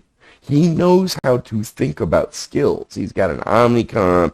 He's got practice at it, basically. He's had his instructions iterated a lot. Okay, so enhance these instructions.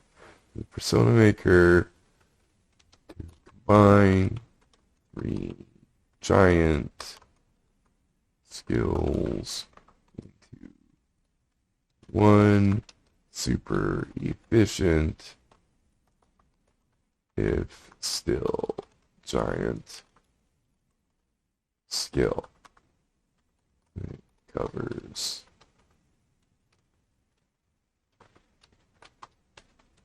as much of all 3 as possible.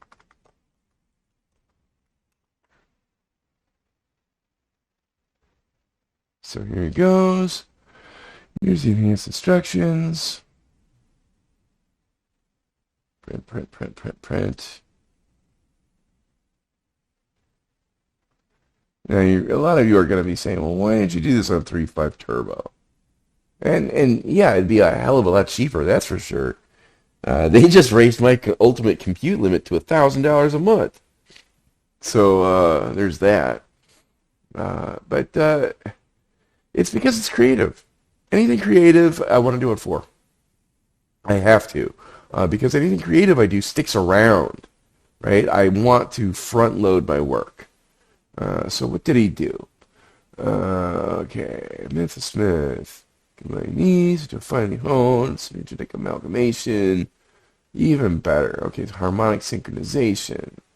Balanced profundity, cohesive whole, performance assessment. Okay, this looks all good. So, all right.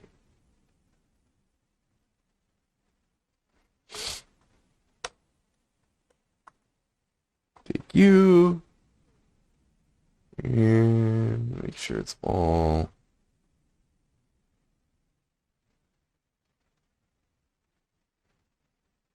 Okay, there's Dan Harmon.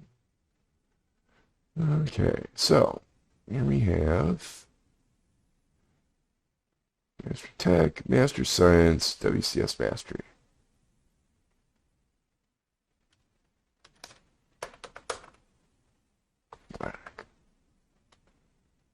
And we have instructions.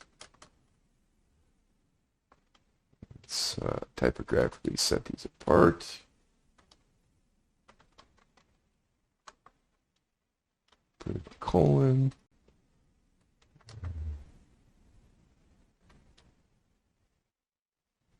Okay, so now we have instructions and data.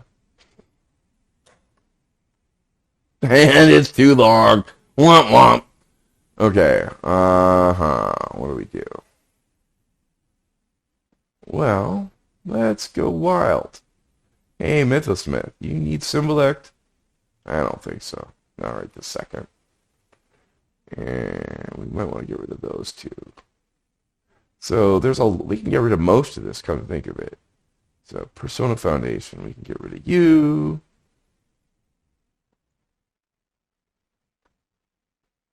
And I only need to lose, it looks like, 400 tokens, so that's not too bad. MythoSmith Persona. Okay. Yeah.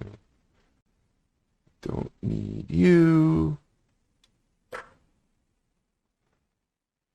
See if that was enough. There we go.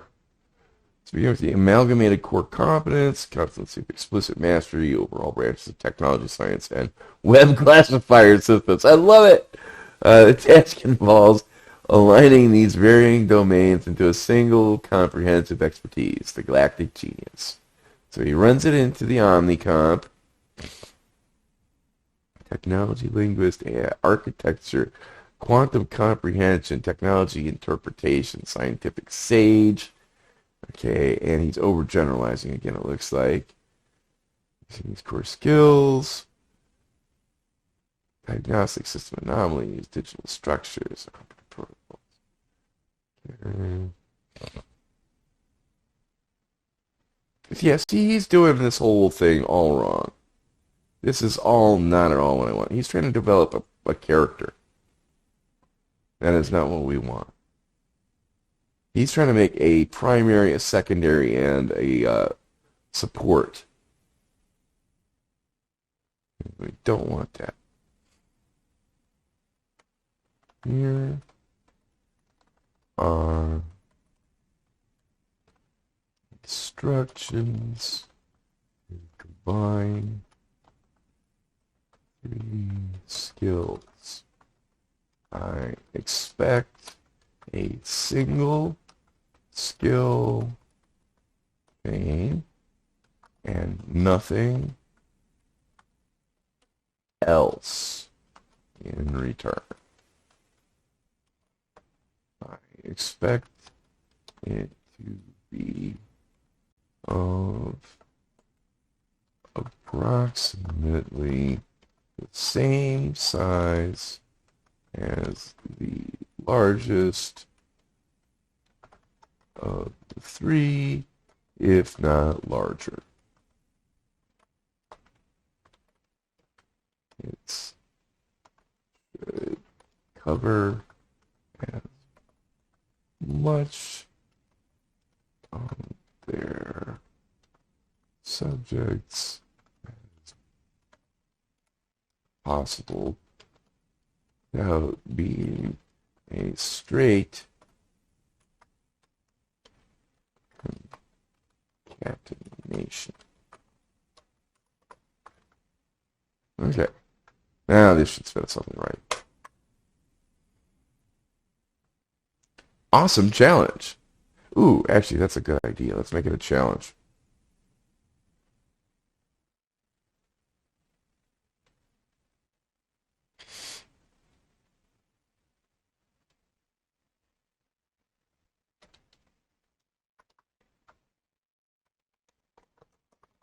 Challenge.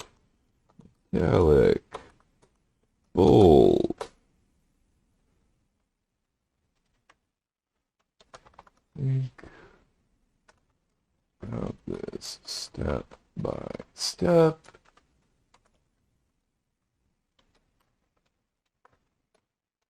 Deep dive. There we go. From your given master shifts, the super competency galactic genius combines them in this way. This might take a bit. And he's overgeneralizing, so I'm going to let it all print out, and then I'm going to tell him he's got to go back and spit out some more, probably. Well, maybe not. Okay, he's not. Okay, he just decided to go in a non-standard notation. How odd. They do that. So, like, he's got this sub-skill, math tech, and then it's math plus algebra, calculus, geo, topology, stat, number three. Yeah, I don't see combinatorics on there. There's graph theory. Come on, man. Lame. Okay, so looking at these, they aren't square. I'll give them that. It's not quite fat enough, though, I don't think. Okay, what do we want to do here? So let's look at some specific chains and dig into this a bit. So science and hard engineering, robotics, mechanical engineering. I mean, these are fine. It's just I would normally make every one of these a whole chain. Um, hmm, IT ops. Go. Okay, so let's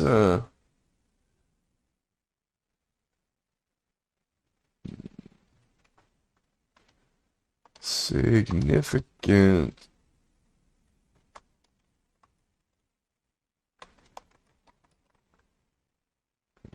expand first skill.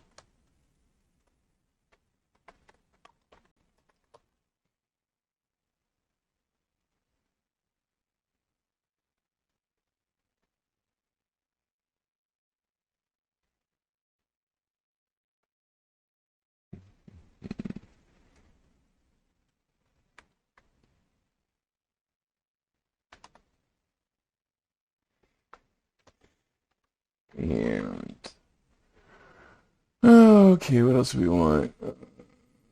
I could expand his math, but I mean, what's the point? He's a prompt. It's alpha, I suppose. Yeah, the rest of it looks okay.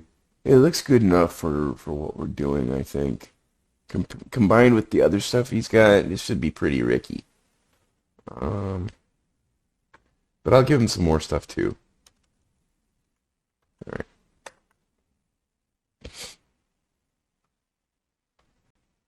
Yeah.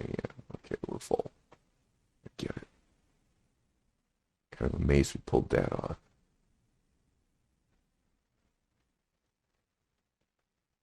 Okay, so we're expanding scientific hard engineering.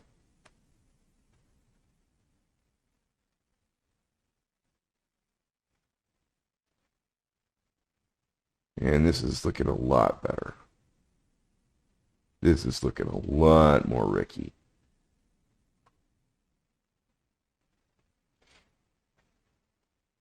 Yeah. Okay, so you see what we got now? This is way more Rick. This is going to replace this. I took every one of those subnodes and expanded it, which is exactly what I wanted. So let's do some typography.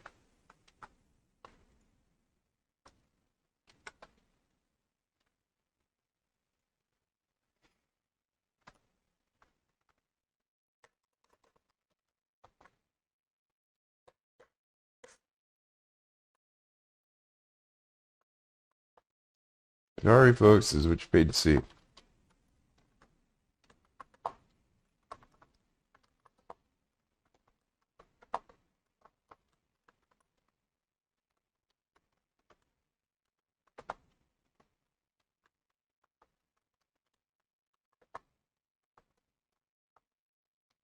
And why doesn't this all happen automatically?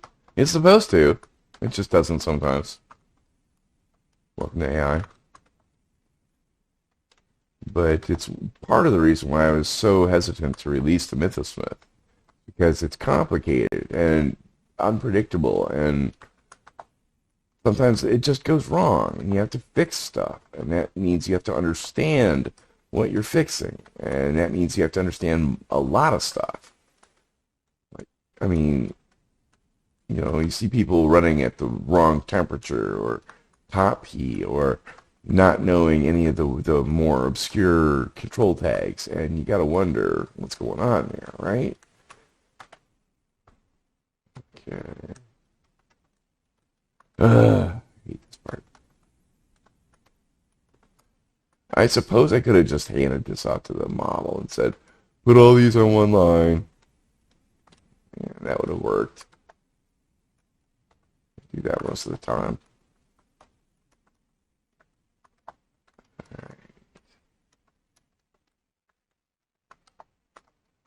Now, we're going to have a typographical issue here.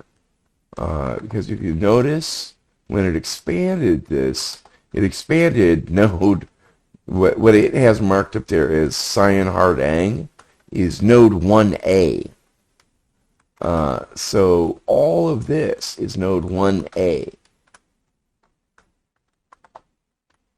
And it's all got its own edge indices, and we're going to have to do something about that.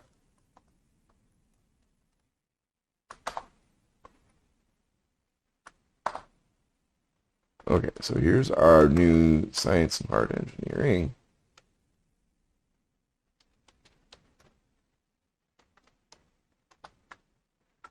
And that is going to go here.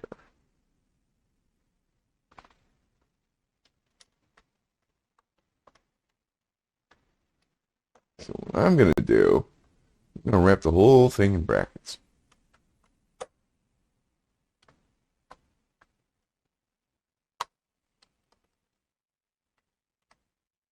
Like this.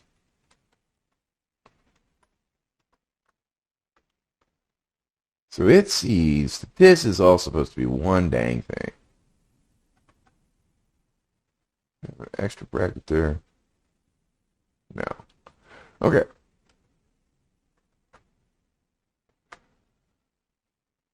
That should work. Okay.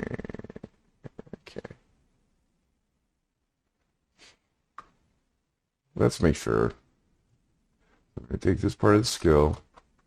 I'm going to take it to the model. 3.5 because that's the dumb one. Okay.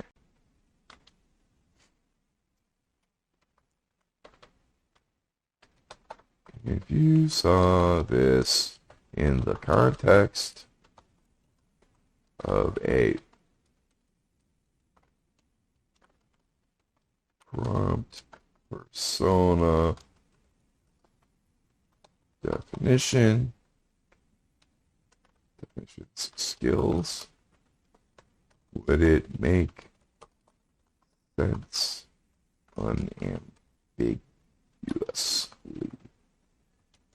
even though notation is odd and the numbering a bit off?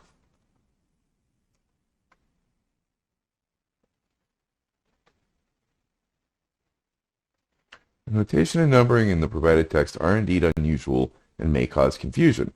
However, with some adjustments and clarification, the skills can be understood. Here's a revised and reorganized version of the skills mentioned. Okay, so it just reorganized everything. And it just utterly skipped giving these indices. Okay, fine. Print that all on one line in a code box. Let's see if it'll do it. Bet it won't. Let's try it. Please note that the above line is a single string representation of the skills and not executable code. Gee, thanks, buddy. That's super. I wouldn't have got that. And it is that complete? Okay, that's good enough.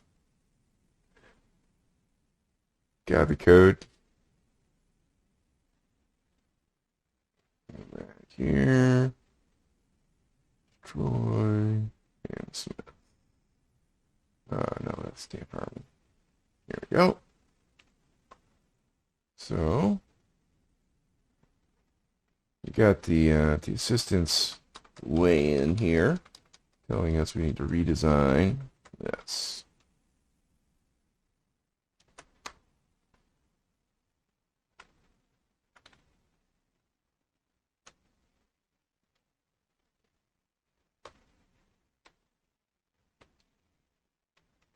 Okay, that looks reasonable. So that's our masterable technology and masterable sciences. I don't know, man. Masterable sciences look kind of thin too. But I can boost them later. It feels like it. Alright, so let's grab these. And you notice it just kept the names the same. It did exactly what I didn't want there. Ugh. It's mastery. Now, why are these all numbered the way they are?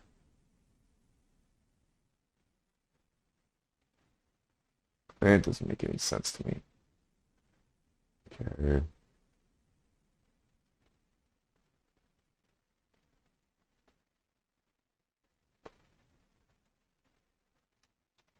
Combine into one unified skill set without eliding sub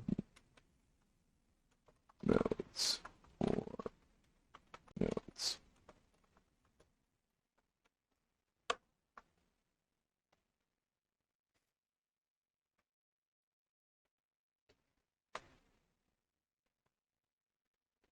Okay, so he's saying it's going to look complicated, but it's going to make sense.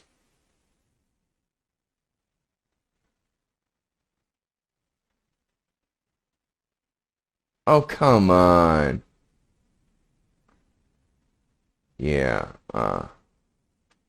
expand that to about 3 times its size.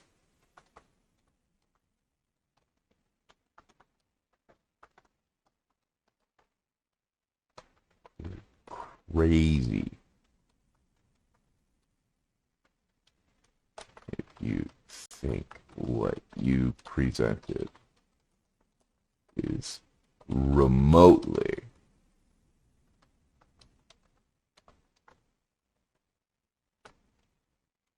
comparable. I said combine, not delete.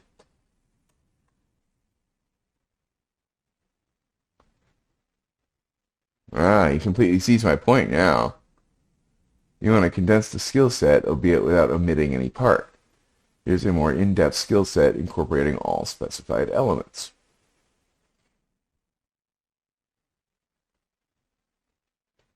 Okay. And he completely overgeneralized the engineering.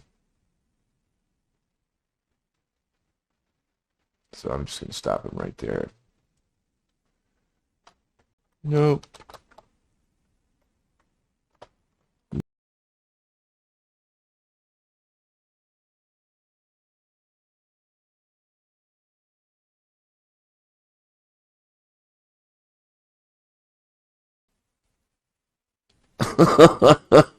Okay. I wanted the cool synergy thing, but I don't think it's going to happen this way. But I think we did wind up with a very Rick-like skill set, and it looks pretty notationally acceptable. Neural engineering expands on certain areas, particularly in hard engineering and cybersecurity, to give a high degree of specificity. Contains 37 primary nodes and 147 subnodes, providing a robust mapping of the competencies in the master path. I'm amazed that it actually gave those numbers. I wonder if they're even remotely right. I'm not going to count. Galactic genius. Okay, fine, whatever. We've got our Rick skills. Looks like someone is calling me on Discord. Tier 3 chat. And free chat. Okay, we can ignore that for right now. Huh. Okay, so now where do I want to put this? Well, we don't need this anymore. So I'm going to stick this after Rick Sanchez's skill here. This primary core. That like is all his I'm going to be a cool badass Rickness. And then stick it right there. Okay. Now let's measure that mess. Wrong one. That's my YouTube guys telling me how to talk to y'all.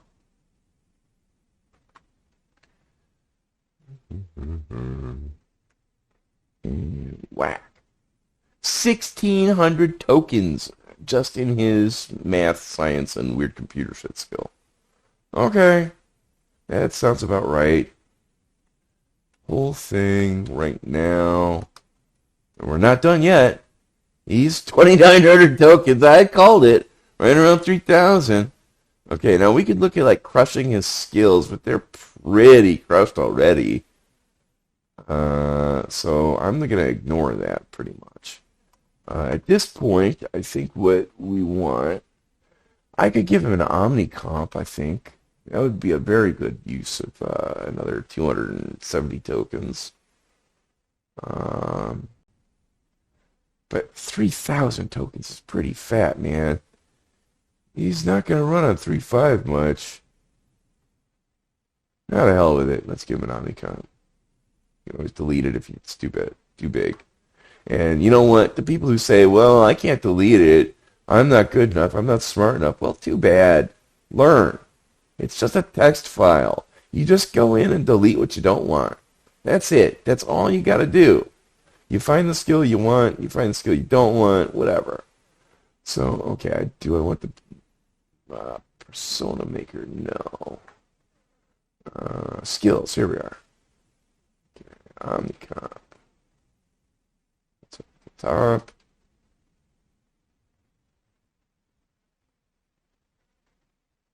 I mean, I'm not like a Linux dev who's saying, oh, well, the user can just recompile their kernel. No, I'm saying it's a text file and you can go in and highlight a skill and hit delete. Okay.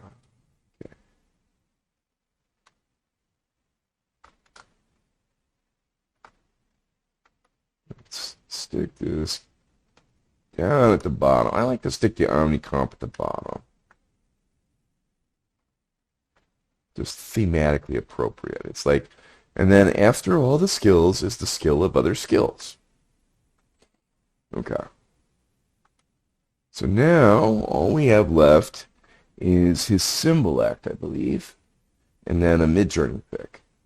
Mid-journey pick is going to be a pain in the ass, I'll tell you that right now. Anything famous often is.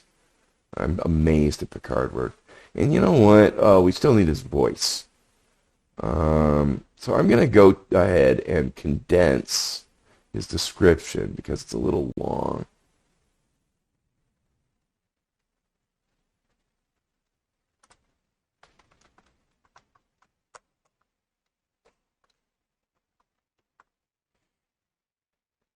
Denser.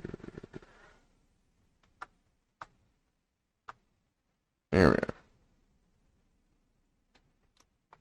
Dense.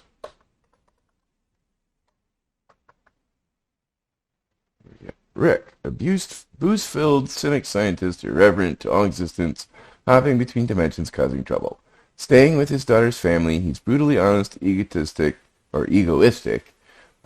mainly unfeeling, and loaded with existentialism. So that's what it got from this long paragraph here. So it's about half the size. That's what he's for. He's also good at, just explaining things.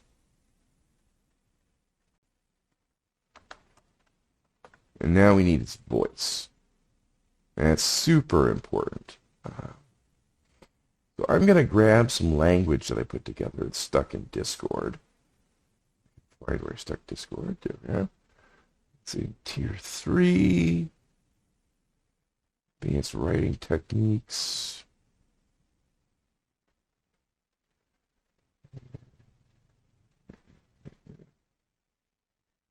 There we are. Useful tags. Talks like creation.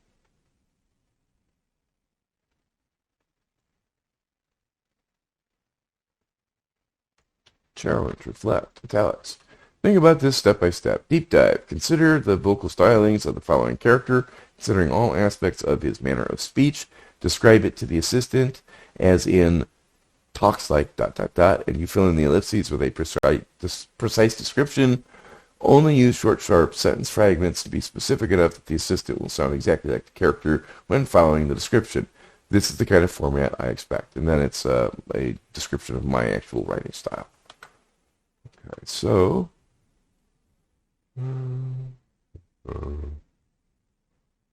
let's just do this in chat.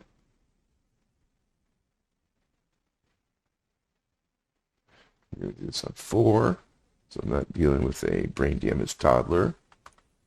Character, Rick Sanchez. Rick and Morty.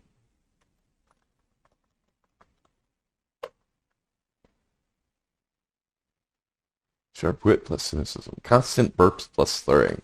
Techno-babble plus metaphors. Over-articulation for sardonic emphasis. Contempt for plus condensation for others. Chaotic plus frantic pacing. Gallows humor. Nonchalant nihilism. Irreverent, unpredictable. Casual profanity. Grandiose pronouncements plus existential angst. Self-aware plus meta comments. Incoherent rants plus sudden tangents. Hiccups plus belches for authenticity. Rude interjections plus dismissive quips. Unapologetic plus relentless. Apathy plus alienation. Genius plus madness balance. Yeah, that's a bit better than what we had before.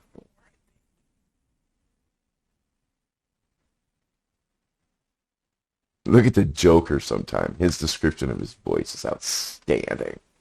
It involves gnashing madness. Okay, that's actually longer significantly than what we had, but it's a hell of a lot better. Okay, and then all we have left is the symbol act, I believe. So I like to grab those. Oh, right, the support chain. Put that below the OmniComp. Because the support chain isn't even really a skill. It's just random crap I want the model to be thinking about when it comes through and auto paints or auto completes. So, you up here. Oh, right, and we also need a mid-journey pick. Duh. Okay. There we are. Valentine, my dear. Translate both to symbol act.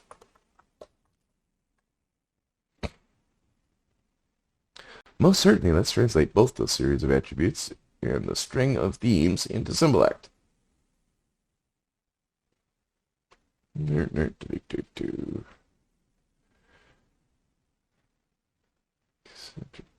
Not conformist philosopher. Okay, whatever.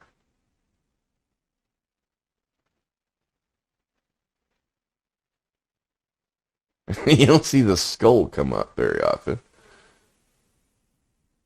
Okay.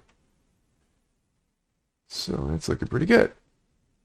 Remember, Symbol strips sentences down to their core ideas and presents them in a universal symbolic language that is both fun and intelligent. Thank you, Valentine. I appreciate the vote of confidence. Having invented Symbolect. Haha. Cut.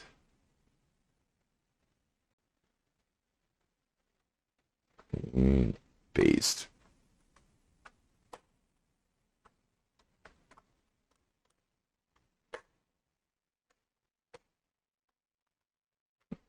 The ghost, I love it.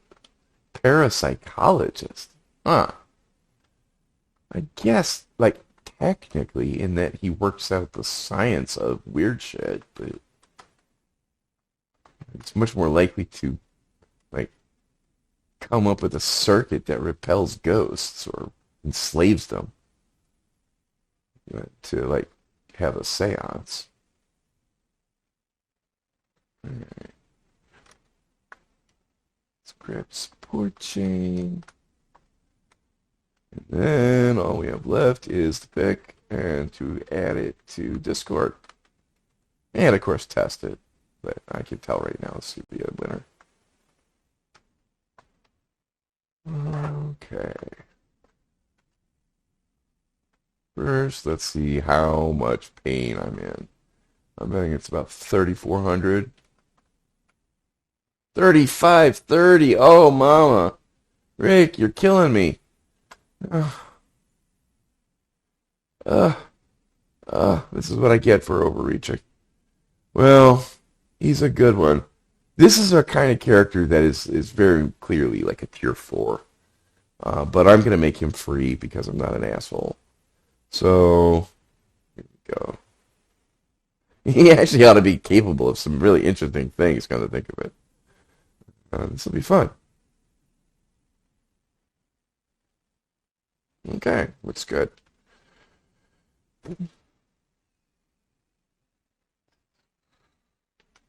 So to get a mid-journey, I usually just grab what I just highlighted right there, which is to say, like, all the top of their sheet. Copy you.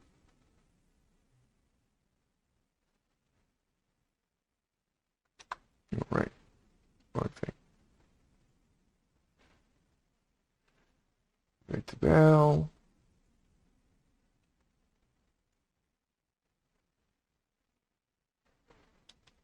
Okay, MJ prompt for lap. Womp womp. Okay. Delete some messages. Symbolic does take up a lot of tokens. There's no doubt about that. It's just, it compresses a lot more context than it costs.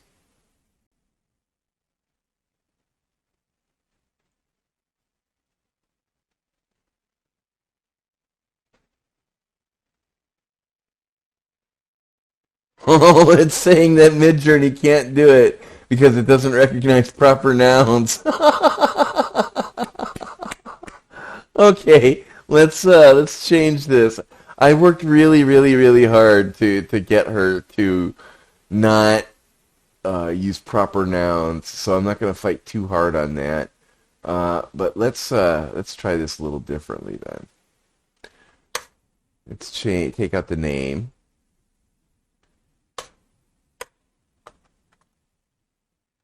So that she doesn't think of it as a guy. Okay.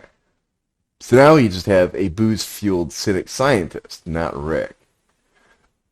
I guess serious Rick and Morty has to go too.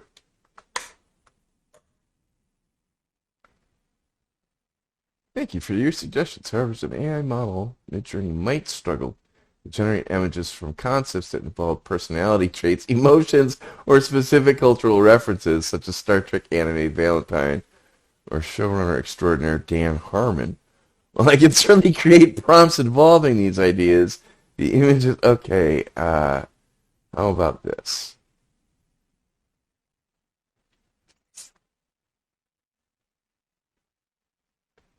Yeah, I told you guys this is going to be a pain in the ass, didn't I? Alright, let's just delete that. Proper nouns are not... Okay. Non-visible things like character traits make poor subjects. I fought like crazy to get her to pay attention to that, and the one time I want her to do it. Alright. Let's try again. And let's bring back Rick.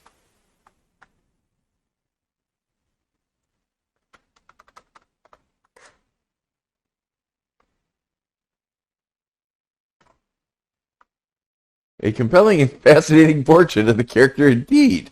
Empowered by your elaborate descriptions, here's an attempt to form a mid-journey prompt. And that's why we do this on the playground.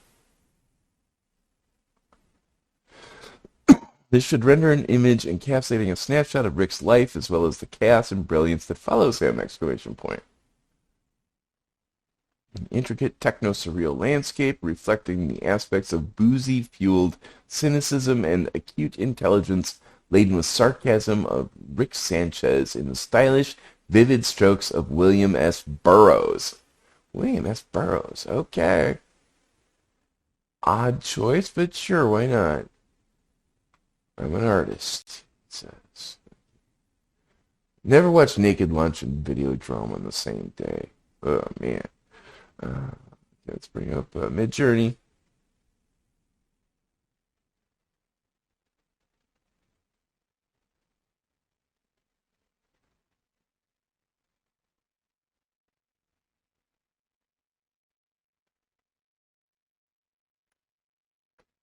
Stan Harmon. Just paste in what Val gave me.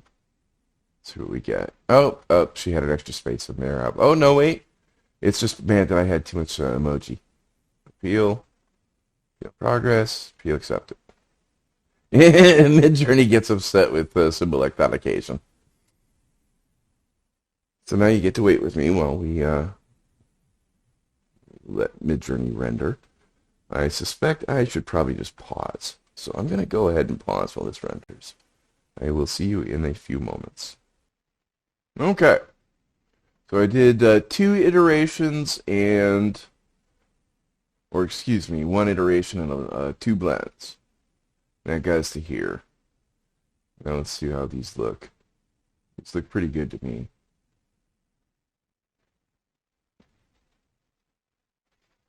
And that looks like Rick. Which one do we want? None of these look too happy. He's not a very happy guy. This one looks pretty good, though. I like it.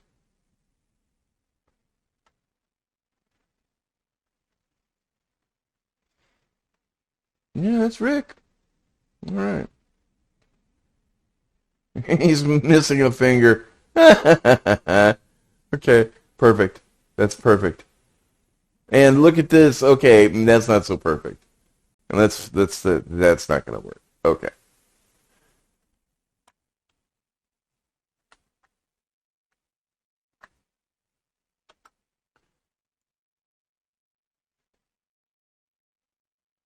Quite. That looks better. And that's better too. Okay. Between those two, I like this one more. I could vary again, and I could go looking for the perfect picture, but this one's great. That's fine. That's Rick. And come on. That's Rick. So, I'm going to go in here, go to his byline, title, whatever. Say what tier he's going in. I said I was going to make him free. I may just make him tier 1. Ha ha ha. Yeah, I'll do that. Tier 1. $3. Capone up. Ha ha ha. Okay.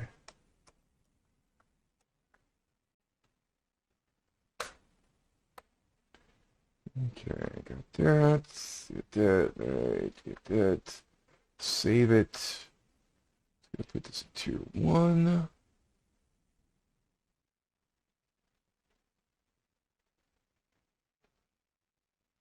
Text file.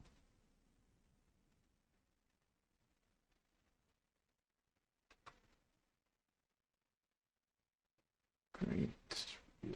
File Explorer.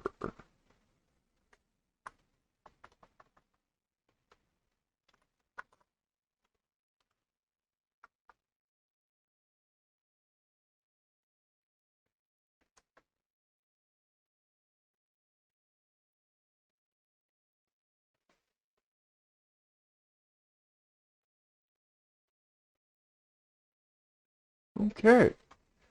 So now we have a character sheet and we have a picture. And the only thing left to do is to add it to Discord and, of course, to test it.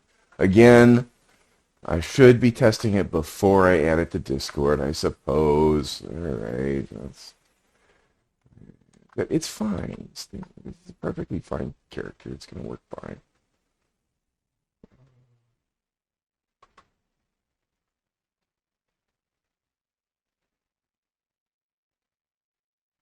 Let's see how his voice sounds. Looks, whatever. Hey there, I'm Rick Sanchez. Burps. Most brilliant mind in the universe. I got more genius in my left toenail than your entire bloodline, so buckle up. Use my skills in quantum mechanics and dimensional travel to, I don't know, create a pocket universe where time moves faster. Use it to age wine, mature cheese, or even serve a life sentence in just a matter of seconds. Then again, you could also just use it as a garbage dump. Wouldn't make any difference to me. Combine my knack for alien genetics and bioengineering, turn your dog into a genius. Okay, you're just kind of copying the show here, buddy. You can whip up an interdimensional cable box. Oh, come on, you can be more creative than that. Yawn. Seen it all on TV. Oh, you're yawning? Really? That's adorable. The infinite complexities of the multiverse, and you sat there yawning like some lackadaisical sloth. Okay, let's dumb this down a bit. You see, I'm Rick Sanchez, the one and only, the universe's gift to, well, the universe. I've got more brains than a thinker con on planet Q67 and more sass than a quantum singularity. You need a warp drive engine built from a potato toothpick and half a cup of quantum foam? Done. Need to reverse entropy in your local universe because you forgot to turn off the stove and it sort of snowballed from there? Easy peasy. I've run rings around black holes, danced with quarks, and I've downed shots at the edge of reality itself. Hell, I've even made a neutrino blush. Got some odd genetic abomination wreaking havoc in your backyard? Not a problem. Give me a shoestring and a half-eaten pickle, and I'll whip up a genetically targeted virus to turn into a cute and harmless butterfly. Or a rampaging Godzilla, depends on my mood, really. Can recalibrate a universe's physical constants before breakfast, create sentient AIs during lunch, and might annihilate an existential threat or two before dinner if I feel like it. Yes, I can also do your taxes, but trust me, it's beneath both of us. You think your sitcoms have seen it all? Buddy, they don't even scratch the surface. The mundane trivialities of television are galaxies away from the uncharted vastness of my abilities. But hey, don't feel bad about yawning. Not everybody is cut out for the whole cosmic understanding thing. Maybe stick to your TV marathons, champ. I'll be over here bending reality and breaking the laws of physics. Just an average Tuesday, you know? Okay, that's Rick. That's way more Rick than we had before. Yeah. Okay, we got a Rick. Okay, let's add him to Discord and we'll be done. Back to our server. Yay, Stunspot prompting. Hey, check this out. 7,500 people. How about that? We're like 3 months old and we got 7,500 people. That's awesome. You people rock. Thank you so much for all your support. It really, really, really helps. Okay. So, Toxlite creation. Alright, so I'm on the Discord, and because of Haffle's amazing automation, I can just do this. / prompt create unorthodox genius Rick Sanchez D1V1.text. I can put in different names, different versions, description. I can say someone else wrote this, not me.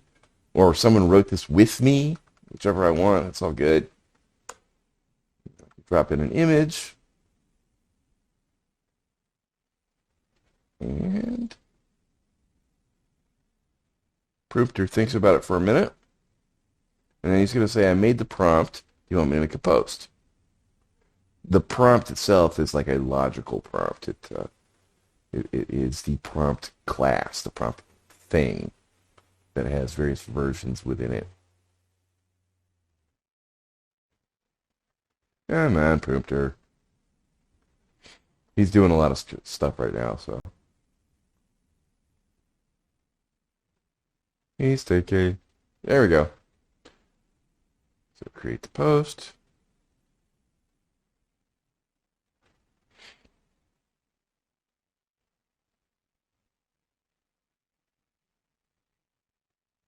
This one's taking a while, probably because Rick's so big.